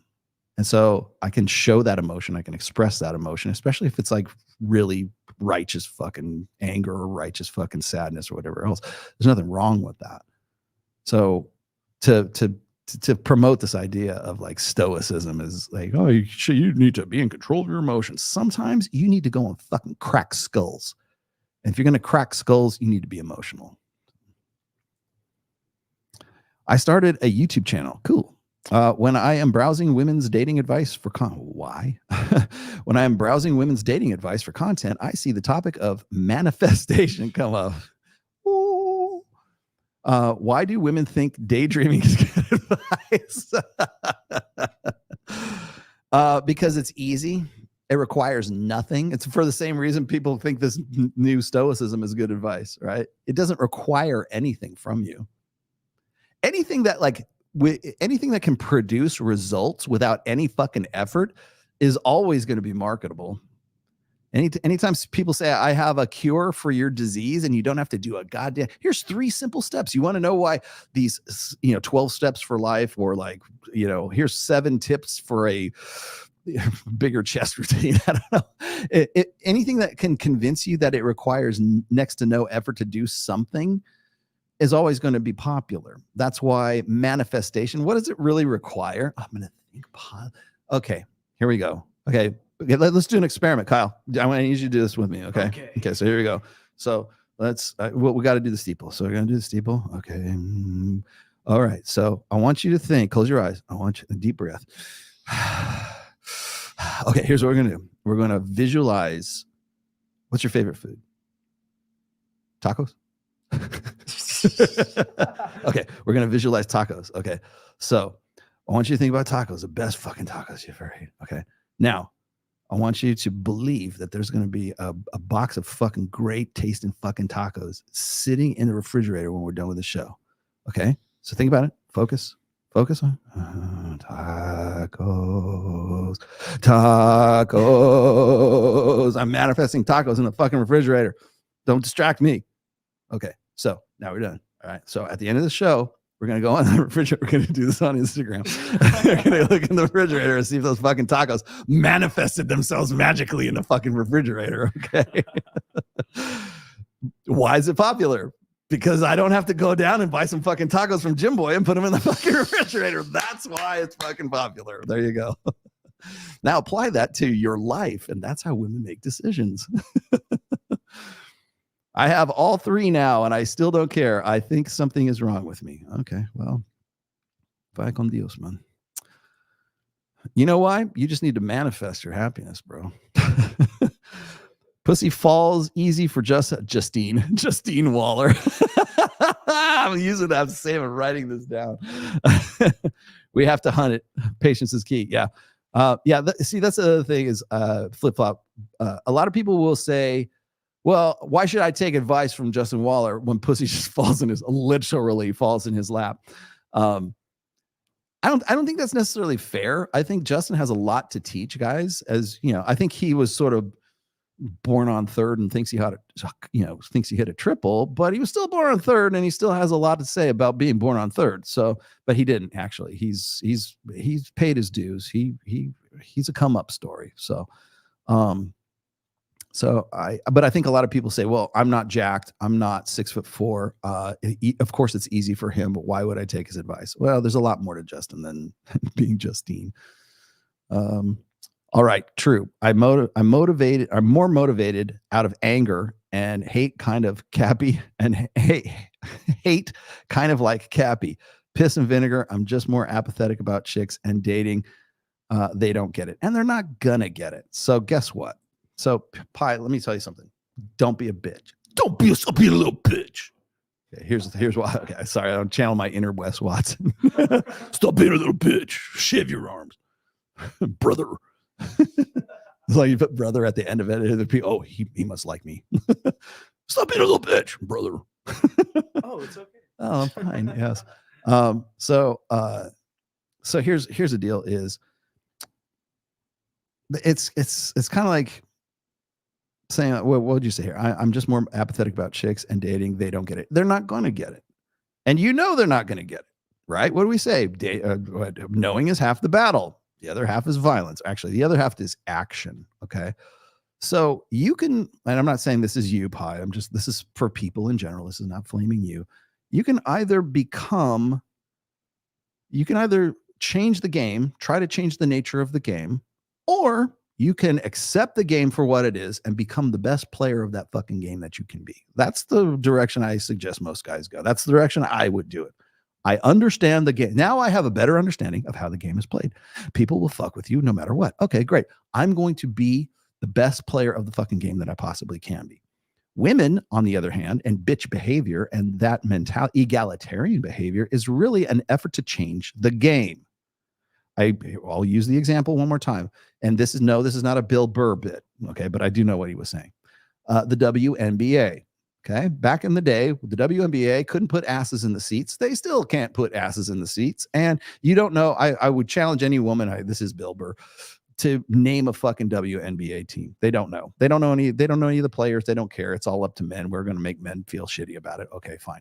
Well, back in 2003, 2006, somewhere around, they realized that the WNBA is not a profitable venture. So what were they going to do? They were going to lower the nets in the WNBA because life below the rim sucks. People want to see slam dunks, and they just didn't have the players back then, really. I mean, now they can. And I'm happy to say they didn't do that. They kept them at the standard height, which is what, 12 feet? Something like that, yeah.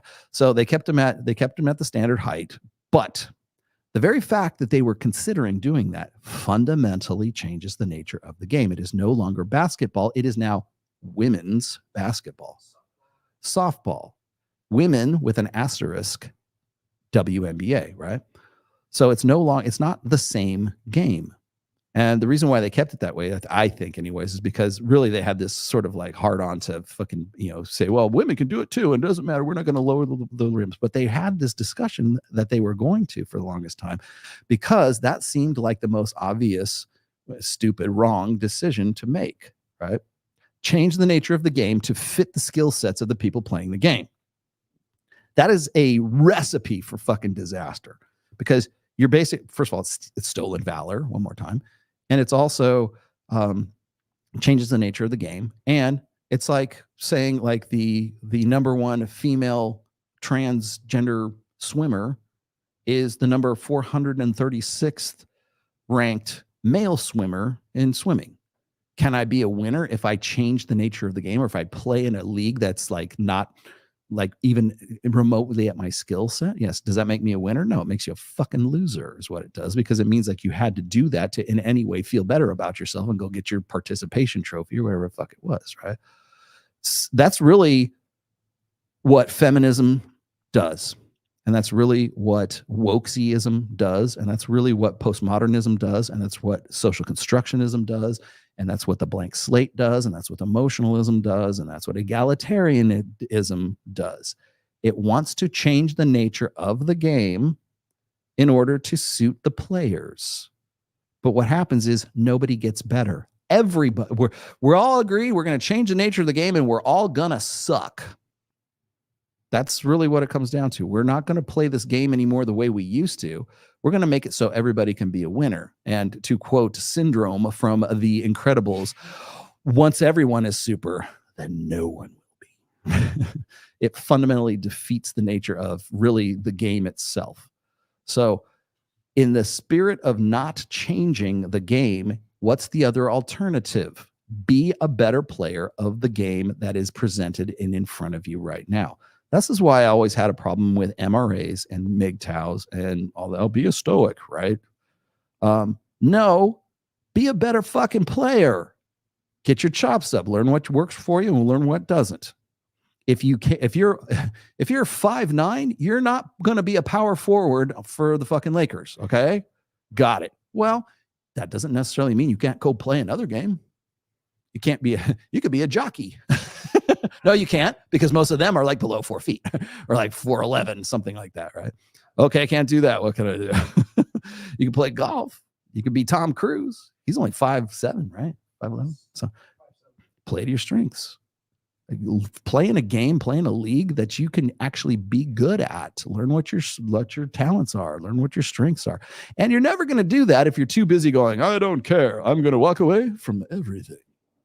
So learn to be a better player. Don't wish it were easier. Wish you were better. And that's Zig Ziglar. Thank you very much. I always cite my sources. Yeah, those guys forcing COVID should be in jail.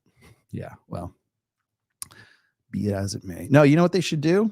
They should die from asphyxiation in some nameless assisted living facility with no one, no family, and no friends, and just like that's how they should die. Right? That's what I'm doing. Be a player. Damn censors. Okay, be a better player. Be a better player of the game. Right? And can you discuss IR number 8? See, when I see IR, I think impulse reaction, which is like a modeler for my amps. Women seem IR number 8. Women seem to realize when you're not around. I don't know what IR number 8 is. When you're sorry, Iron Rule number 8. Okay, so Iron Rule of Tomasi. Please be so specific. I see IR and I think impulse reaction. Women seem to realize when you're not around, when you're actually there, women have a hard time apologizing too. Okay. So you know what? Since you asked, I'll go dig it up for you. Special just for you. Because I have it on tap. What is Iron Rule of Tomasi number 8, Rollo? Glad you asked. Iron Rule of Tomasi number 8. A League of Your Own. Okay, here's Iron Rule of Tomasi number 8, which you can find in The Rational Male, the first book, all available from Amazon and on Audible. Always let a woman figure out why she won't fuck you. Never do it for her. Okay, so The reason why I put this in as an iron rule, okay, now I want to explain what an iron rule is before, so all the fucking nugget heads can fucking get this clear. It is not a prescription. It is a description. Okay. It's like the iron rules of Tomasi. Think of them in terms of the 48 laws of power. And there's only 9. So you can relate, right? But when Robert Greene, I'm trying to remember what, I think it might be law 10. When Robert Greene says, as one of the laws of power, get other people to do all the work for you, but take all the credit. Is that a prescription? Is that an advice? Is he telling you to do that? No, he's not, because in the beginning of the introduction of 48 Laws of Power, he says these are 48 laws of power. They are not a step-by-step guide to becoming a tyrant and running the Medici family in fucking Renaissance Italy. That's not what it's about. You're not becoming Niccolo Machiavelli, okay? These are the principles. These are the laws. They're not suggestions. They're not advocating for these. They are just simply describing fundamentals and dynamics. Get others to do the work for you, but take all the credit. That's pretty unethical if you think about it. But it's still a fucking law of power. Just like, what is it? Iron Rule of Tomasi number 3. Any woman that makes you wait for sex, the sex is never worth the wait. That is not, I'm not advocating for that. I'm saying that that's just the way it is. Do with that what you want to do with. So now that we've got that out of the way, a league of your own. The post is called A League of Your Own. Iron Rule Tomasi number 8. Always let a woman figure out why she won't fuck you. Never do it for her. What that means is don't self-defeat. Okay. Don't and the reason why I put it in this format, in this context, is because too many guys think in terms of leagues. You still hear these guys say, "Oh, she's out of my league, Rolo." Yeah, if that's what you think. So how do you get into her league? Huh? How do you get into that type of girls' league? Are there leagues at all? Have you ever seen a guy who's kind of good looking, but not like who would not necessarily get with a woman who is that top shelf or that choice? Have you ever seen that? Oh, he must be rich. No, he's not really rich. Is he good in bed? Well, he might have a 10-inch dick, but I wouldn't know. But there's something that is offsetting what would normally say that girl is out of that guy's league, or vice versa, by the way, too, because it could be a woman that's out of a guy's league, right? Henry Cavill is out of a lot of women's leagues, okay? I'm just saying. Gal Gadot. Do you think Gal Gadot is out of Henry Cavill's league? I don't know. Maybe.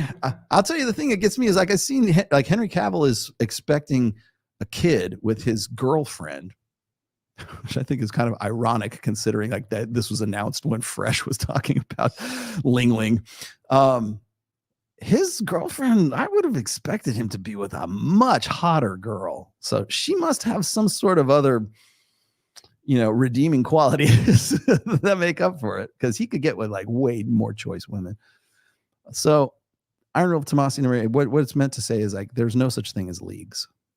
And the only leagues that exist are the leagues in your head.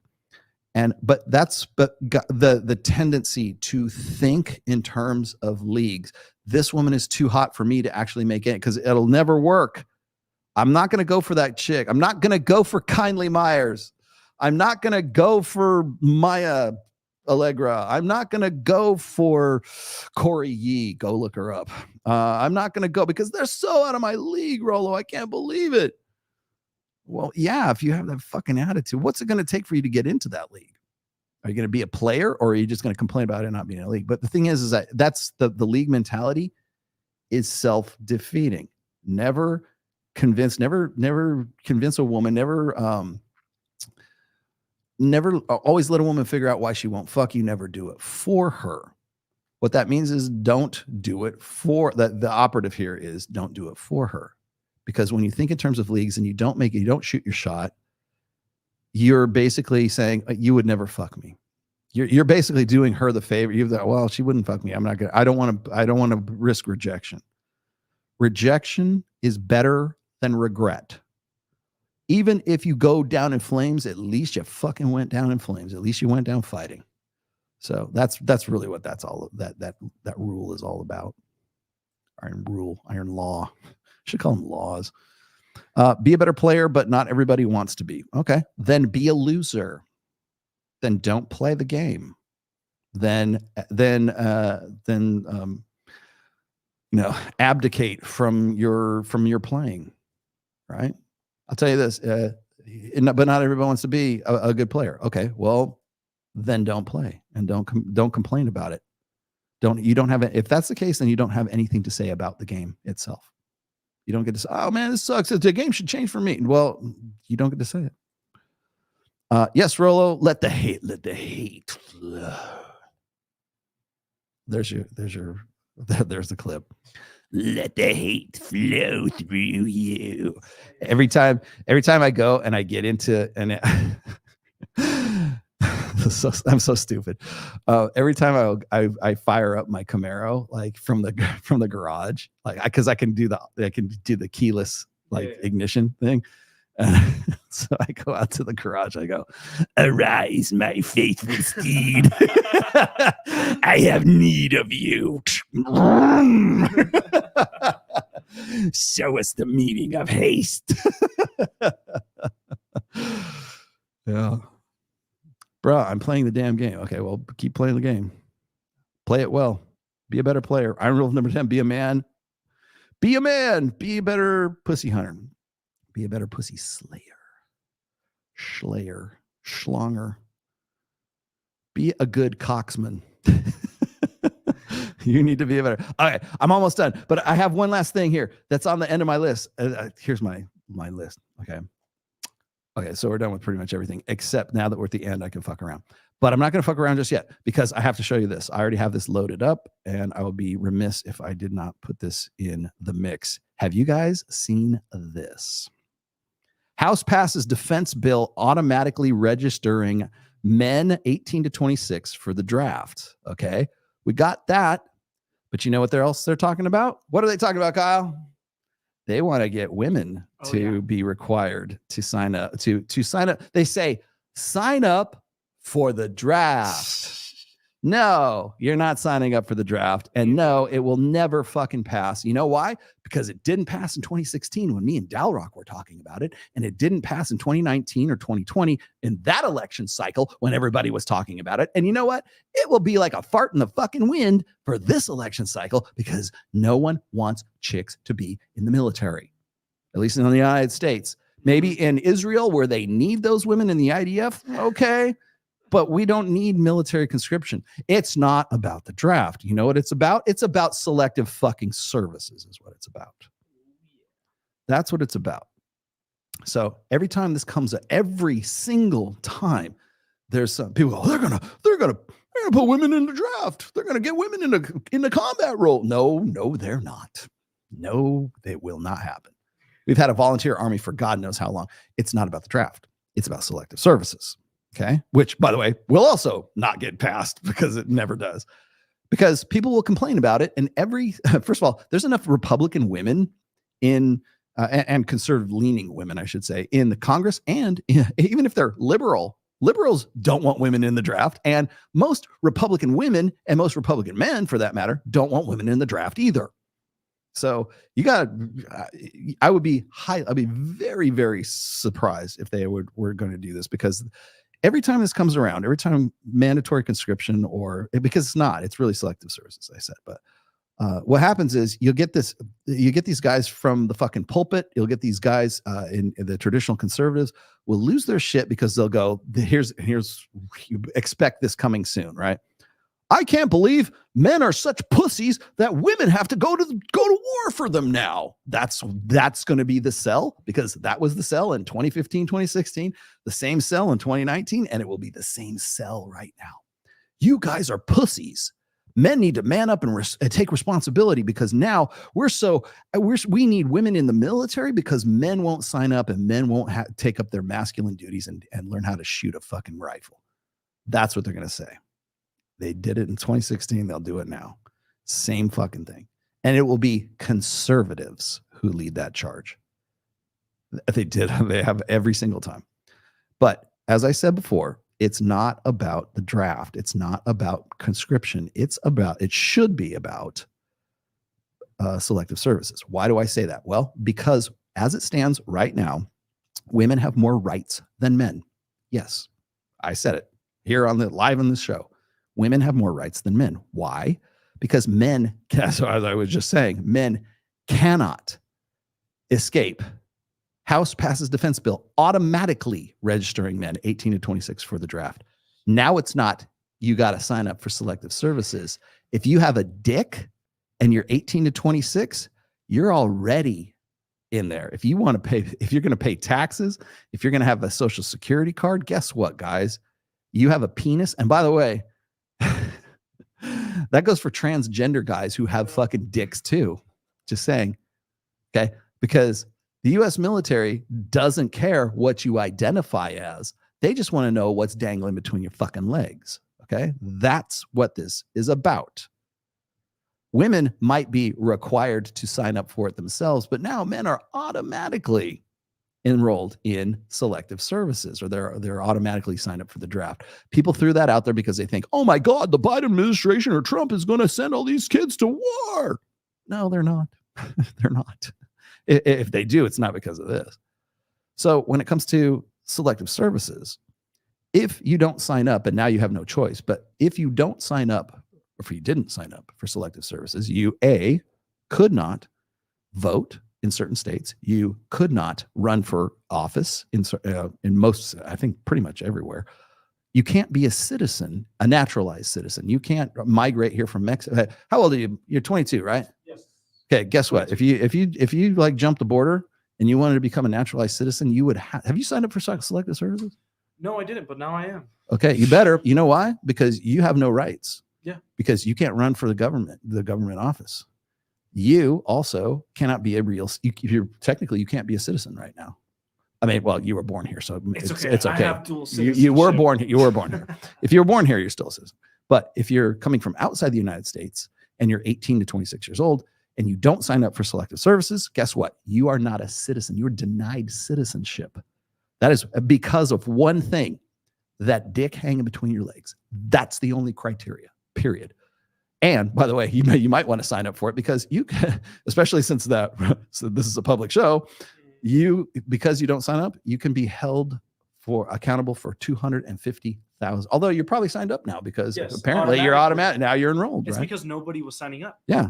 Yeah. You could be fined $250,000 and up to 5 years in jail because you have a penis and you're between these ages. Then you could not run for government office. In some states, you could not get a driver's license. In some states, what else? Oh, you cannot get a Pell Grant. You cannot get government assistance for a student loan unless you signed up to go and risk your life that women did not have to do.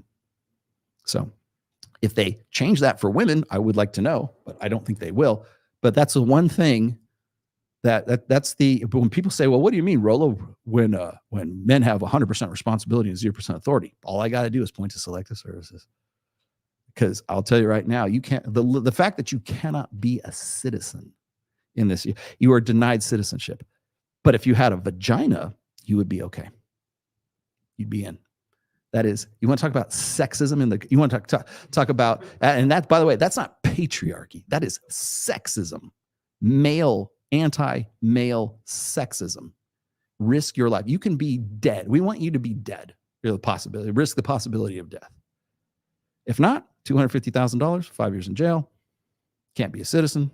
Oh, sorry, you have a pussy? No problem. Go on. You go in the club. They want the birth rate of taxpayers. That's what. Yeah, exactly. So bear that in mind. Yeah. Wow. Just wow. Thanks, Nick B. Yeah, exactly. Wow. Just wow. Yeah. So and by the way, I have seen Pearl try to fumble like a retard through people asking her about this. It's not hard. All you have to do is go to the government site. It's like US government.us.gov or something like that. And you can ask about selective service and you can see it has it right there. If you don't do these things, if you don't sign up for selective services, these are the penalties for not doing that. It's right there. Still can't defend that point. Yeah, I'm probably going to piss off. I don't know if I piss off YouTube. I mean, what am I doing? I'm just like reading. Would you like me to go to the us.gov site and read it too? It's right there. Anybody can go. Clearly, Pearl won't, but I'll do it. Yes, it's true. No, you know who I'm going to piss off is Kyle, because now Kyle has to go. Although I think you're signed up. I think you're good. Right now you're good. Prove autism. Yeah. I'm flat-footed. Yep.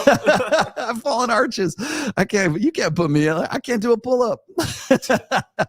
They literally pick from the most fittest group of males, and then they go down the list. Oh yeah. Wait a minute. Where was that one?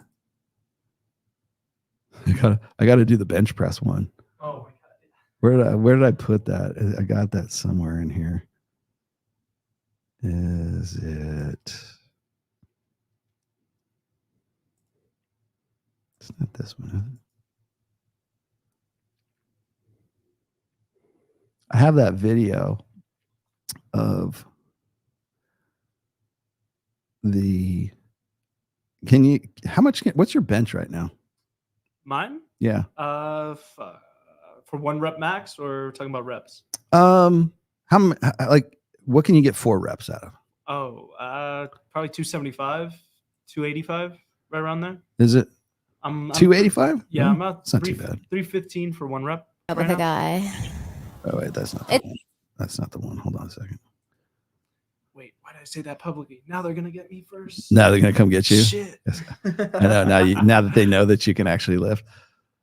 13-year-old girl, I got to that one already. Hang on. I could swear I had it somewhere in here.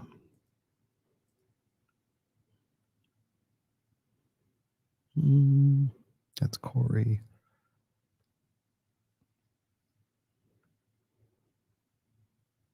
Oh, maybe it's no, that's not it.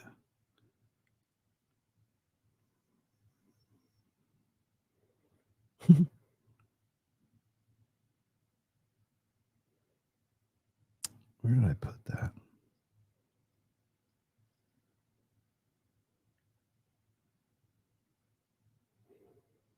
I got more Mac and Murphy if you want to look at that too. Was this it? No, that's not. That was a pretty good one though.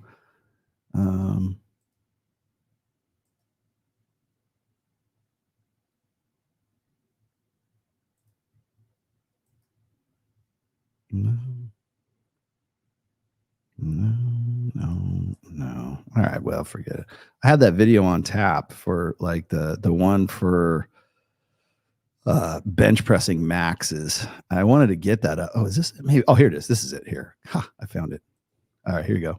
Is a 225-pound bench press. If we're just talking about people who regularly go to the gym, about 1 to 3% of people can bench 225. But most people don't even go to the gym. And some people are simply too old to bench 225. In the entire world, only 0.075% of the world's population can bench 225. That's less than 1 in 1,000. Wow. You think that's true? I don't think they have the real numbers, to be honest. I think it's way higher than that. You think it's higher? Yeah. I don't know. I don't see too many people doing like 2 plates. I guess it just depends. Even at Powerhouse. Yeah, Powerhouse. They're they're all like fucking. We're all like fucking meatheads there. Yeah.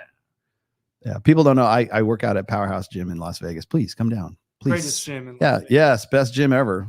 By the way, if you're if the place you go work out has the word fitness in it, it's not a gym. 225, is it really that rare? Because like I can get. I mean, if we're I could probably get 5. I could probably do 5 reps, maybe even 6 now. The problem is that, like, I have the muscle strength to do that. It's it's my tendons and my joints and stuff like that that I have to be careful with. We'll just put. I mean, since you are older in age, we'll just put some like what's it called? Oh, yeah, exactly. I put some sleeves on. Yeah, elbow sleeves that and might wrists. work. Well, I mean, I could do it. I just have to be careful doing it. Yes. Because I've had the injury before and it sucks. Same here with my rotary cuff. I'm like, is it really? I mean, because once I got back, that used to be my main work. Like that was my workout weight. And then if I went up, it was like I was trying to get back to. I still want to get back to 305, But 225 I can do now at 56 years old. So I don't know. Can Pearl do 5? Did she do that? She was giving me shit the other day. Actually, it's not her. It's probably the people, her team, whoever's fucking tweeting for her. They always come back to the same bullshit. I mean, anytime I pop off about Pearl on Twitter, it's like, yeah, you looked ugly back then. I'm like, yeah, I don't look like that anymore, dumb cunt. So, all right, that's it. I think we're out of here. Oh, so it is now 4:50. Jeez. When's your brother coming in? I think they're doing it at 6:05. Okay, 6:05. So you guys have 1 hour before you have to come back to this. Well, not my channel, but you come back and you go to Dollar Cost Crypto And Cultivate Crypto. and Cultivate Crypto, brother programs of The Rational Male, because we all use Red One Studios. So, is Charlie coming in too? Yes, it's Okay. a dual show. All right, so it's going to be a dual show. Cultivate Crypto and Dollar Cost Crypto will be in house in about an hour. So go over to go to Miguel's stream. Miguel's like almost like 40,000 right now, isn't he? He's doing pretty well with his subs. He's getting up there. Yeah. So anyways, hope you guys have enjoyed today's show. Hope you guys got something out of this today, especially the stoicism part of things. But what else do I have coming up? I will. If you haven't seen the video of Ned yet, it's on my Instagram in the hydrotherapy. He actually took to. I was impressed. I didn't think he would be able to pick up on it so quick. It's the first time I have seen him actually like walk. Like, I mean, granted, he's like at like probably 6% of a sixth of his weight, right? But he's doing pretty good. Yeah, Moon Gang's coming. So that'll be at 6:05 Pacific Standard Time, because that's the time that we are in. Everyone should be pegged to Pacific Standard Time. No more of this Eastern Coast stuff. You should always be for Pacific time, for the left coast, right? And it's funny, is like it's a great, because I can see outside, and if I lean over this way, I can see the Ferris wheel from here. And I can hardly wait till this is like at nighttime. Now, last but not least, one more reminder, quick. We're going to. Am I ever in Chicago? Not willingly. I don't want to die. By the way, I shouldn't say that. When Adepticon is in Chicago, I go there once in a while, because I'm a nerd, not a geek, and not a dork. A nerd, get it right. So Central Time is king. Central Time represent. That's so funny. GMC. Yeah. So anyways, did I miss anybody? I don't think I did. No, I did not. Oh, wait. Sorry. Yes, I did. Hold on a second here. Okay, let me get to these really quickly. I've deleted IG and Facebook. Okay. Getting women organically, the classic way, has been very effective. Is there a way to show social proof without showing or saying your social proof? Okay. I'm not that tall, but I have a good body and a decent job. Okay. Well, how tall is not tall? Like 5'9"? 5'9" is the average height of American male today. Are you below that or are you above that? It's hard for me to like give you anything like tangible here, Earl. If you are looking for advice, or if you are looking for like a consult or something like that, make sure you go and subscribe to me on Minect, which is the third link down. If you have a quick hit question that maybe I didn't get to on this show, or you have something that's a little more specific, use Minect. It like the base cost is like $20, I think. I usually get back to guys within like 2 days. So, but go ahead and use that. I'll try to answer your question here though, real quick, Earl. I've deleted IG and Facebook. I don't know why you would do that. Honestly, is it just because you don't like it? I don't know. I wouldn't even know what your reasoning for that was. Getting women organically, the classic way, has been very effective. Good. Yes, it probably is. It's always going to do better for you if you're doing things live in real time and without the buffer of the internet or social media. But I don't think that that's any reason to like delete your IG or your Facebook. Well, okay, delete your Facebook, but like keep your IG. Facebook's for old people. Facebook is for those Gen Xers, fucking boomers. So anyways, yeah, I'm good for you. Okay. I agree. Is there a way to show social proof without showing or saying your social proof? Okay. That's what's called speak without speaking. It's dijo sin hablando. Am I saying that right in Spanish? Dijo sin hablando, speak without speaking. Dijo sin hablando. Dijo sin hablando? Yeah. That's like Yeah, I guess. Speak without speaking. Am I saying that right? Is it hablandar or hablando? No, it's hablando. Hablando. Okay. To speak without speaking, right? Yeah. Okay. So dijo sin hablando.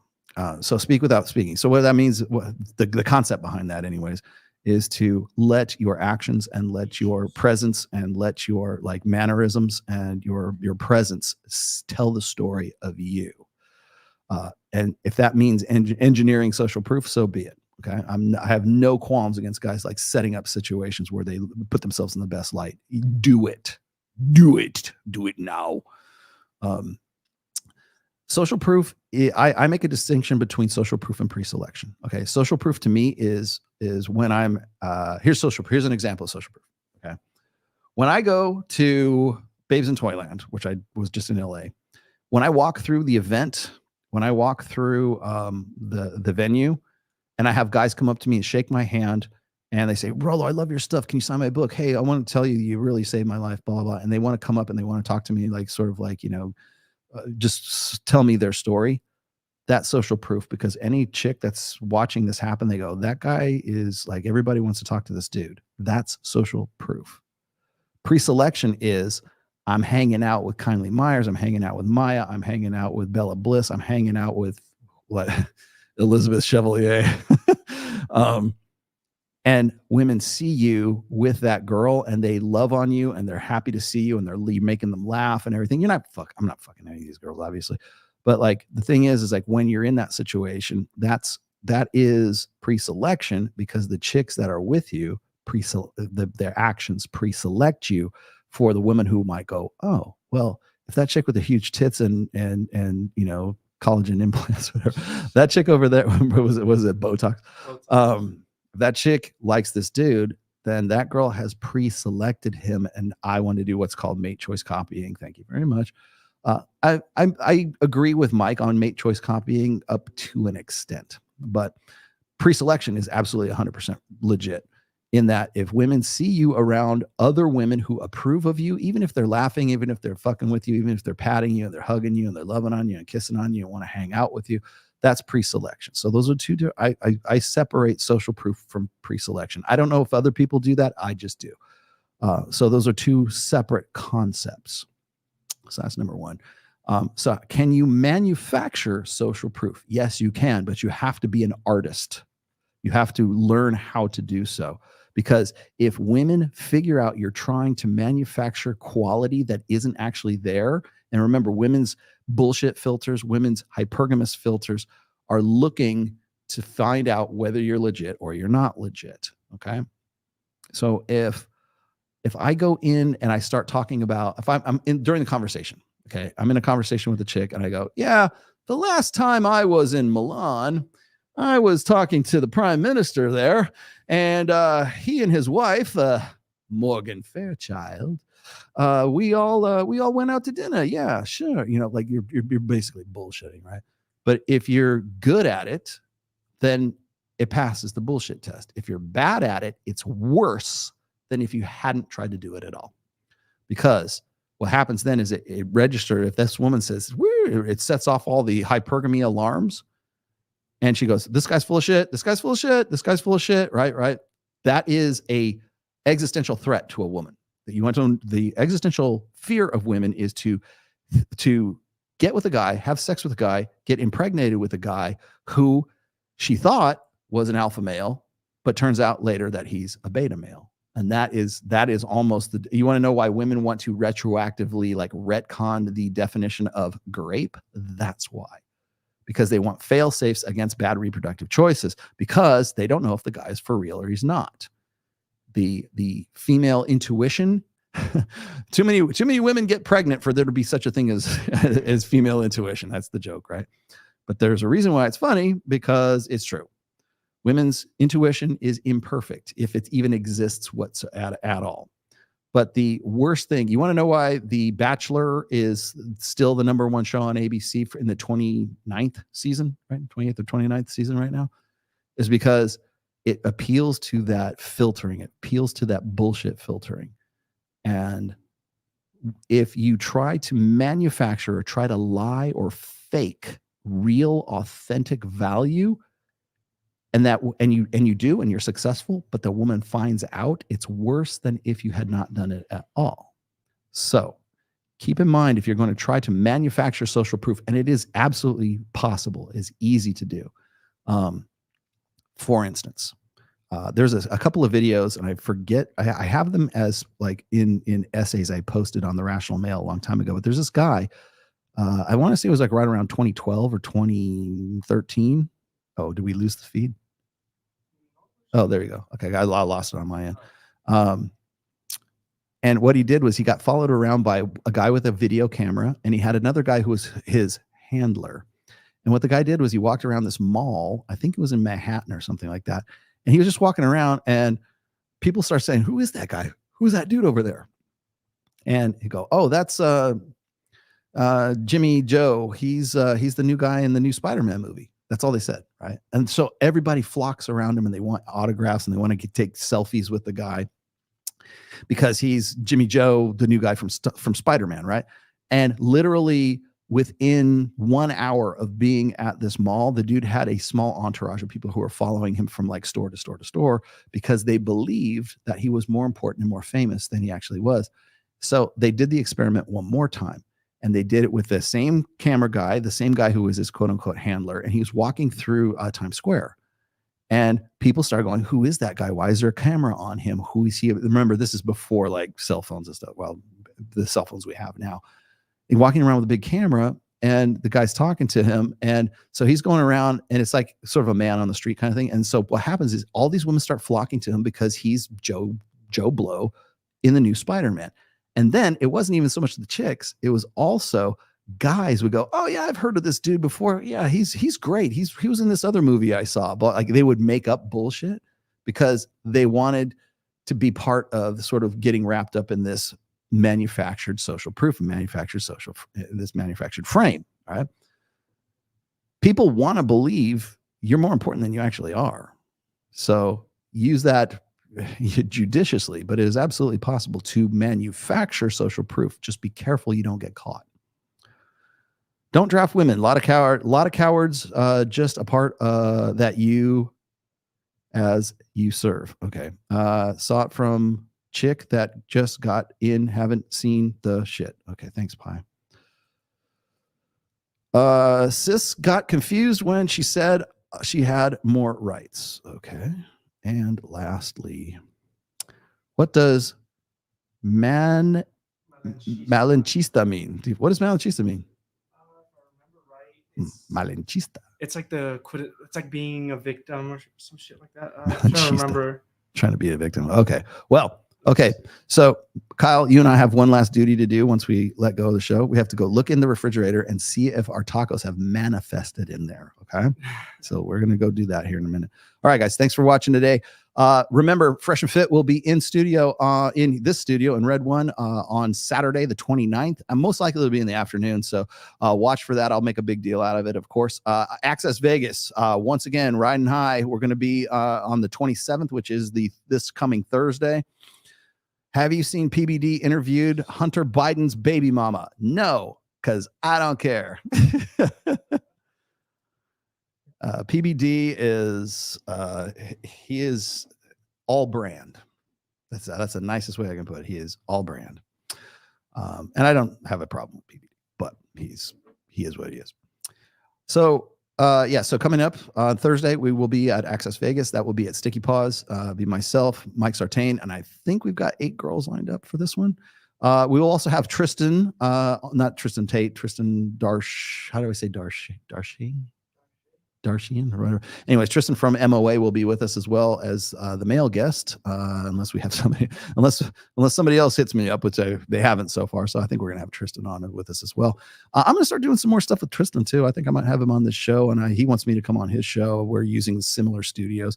I think other people need to remember that Red One Studios is this is a joint project between myself, Miguel, Charlie, and of course Kyle. But we will have other people, and we're going to have more people on the show. We're going to be doing more shows once we get up to full speed and full capacity. So there we go. All right, it is time to go see if the tacos appeared in my refrigerator. So with that said, guys, thank you for watching. Appreciate each and every one of you. And I will see you guys again next week, 1 p.m. Pacific, 4 p.m. Eastern. This is The Rational Male. Bye.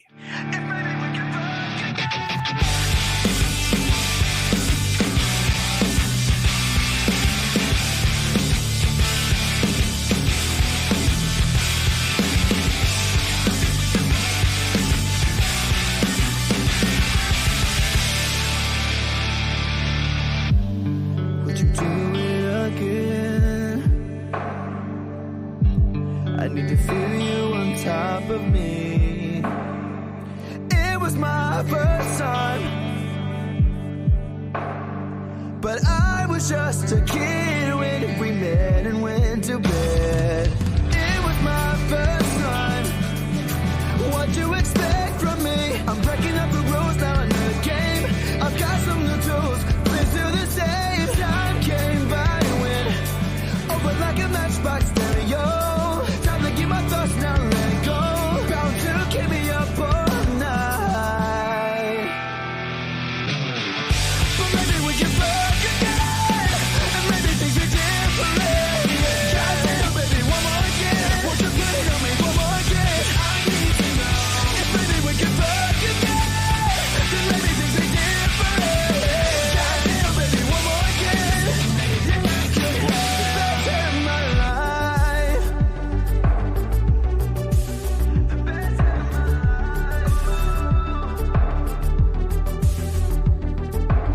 Now we're fucking in the bathroom, tearing up everywhere while I got your hair. Why you screaming my name?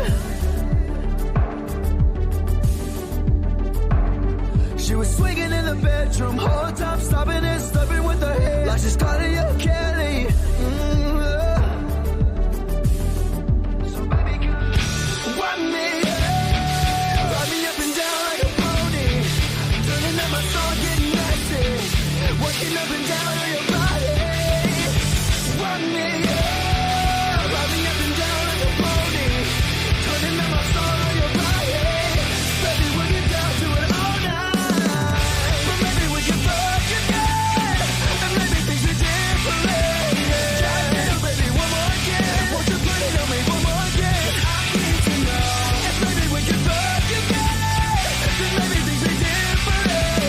Goddamn, baby, one more again. This is a podcast in a production of The Rational Male. All rights reserved 2024. Registered trademark. It's been a red one. Don't steal my stuff.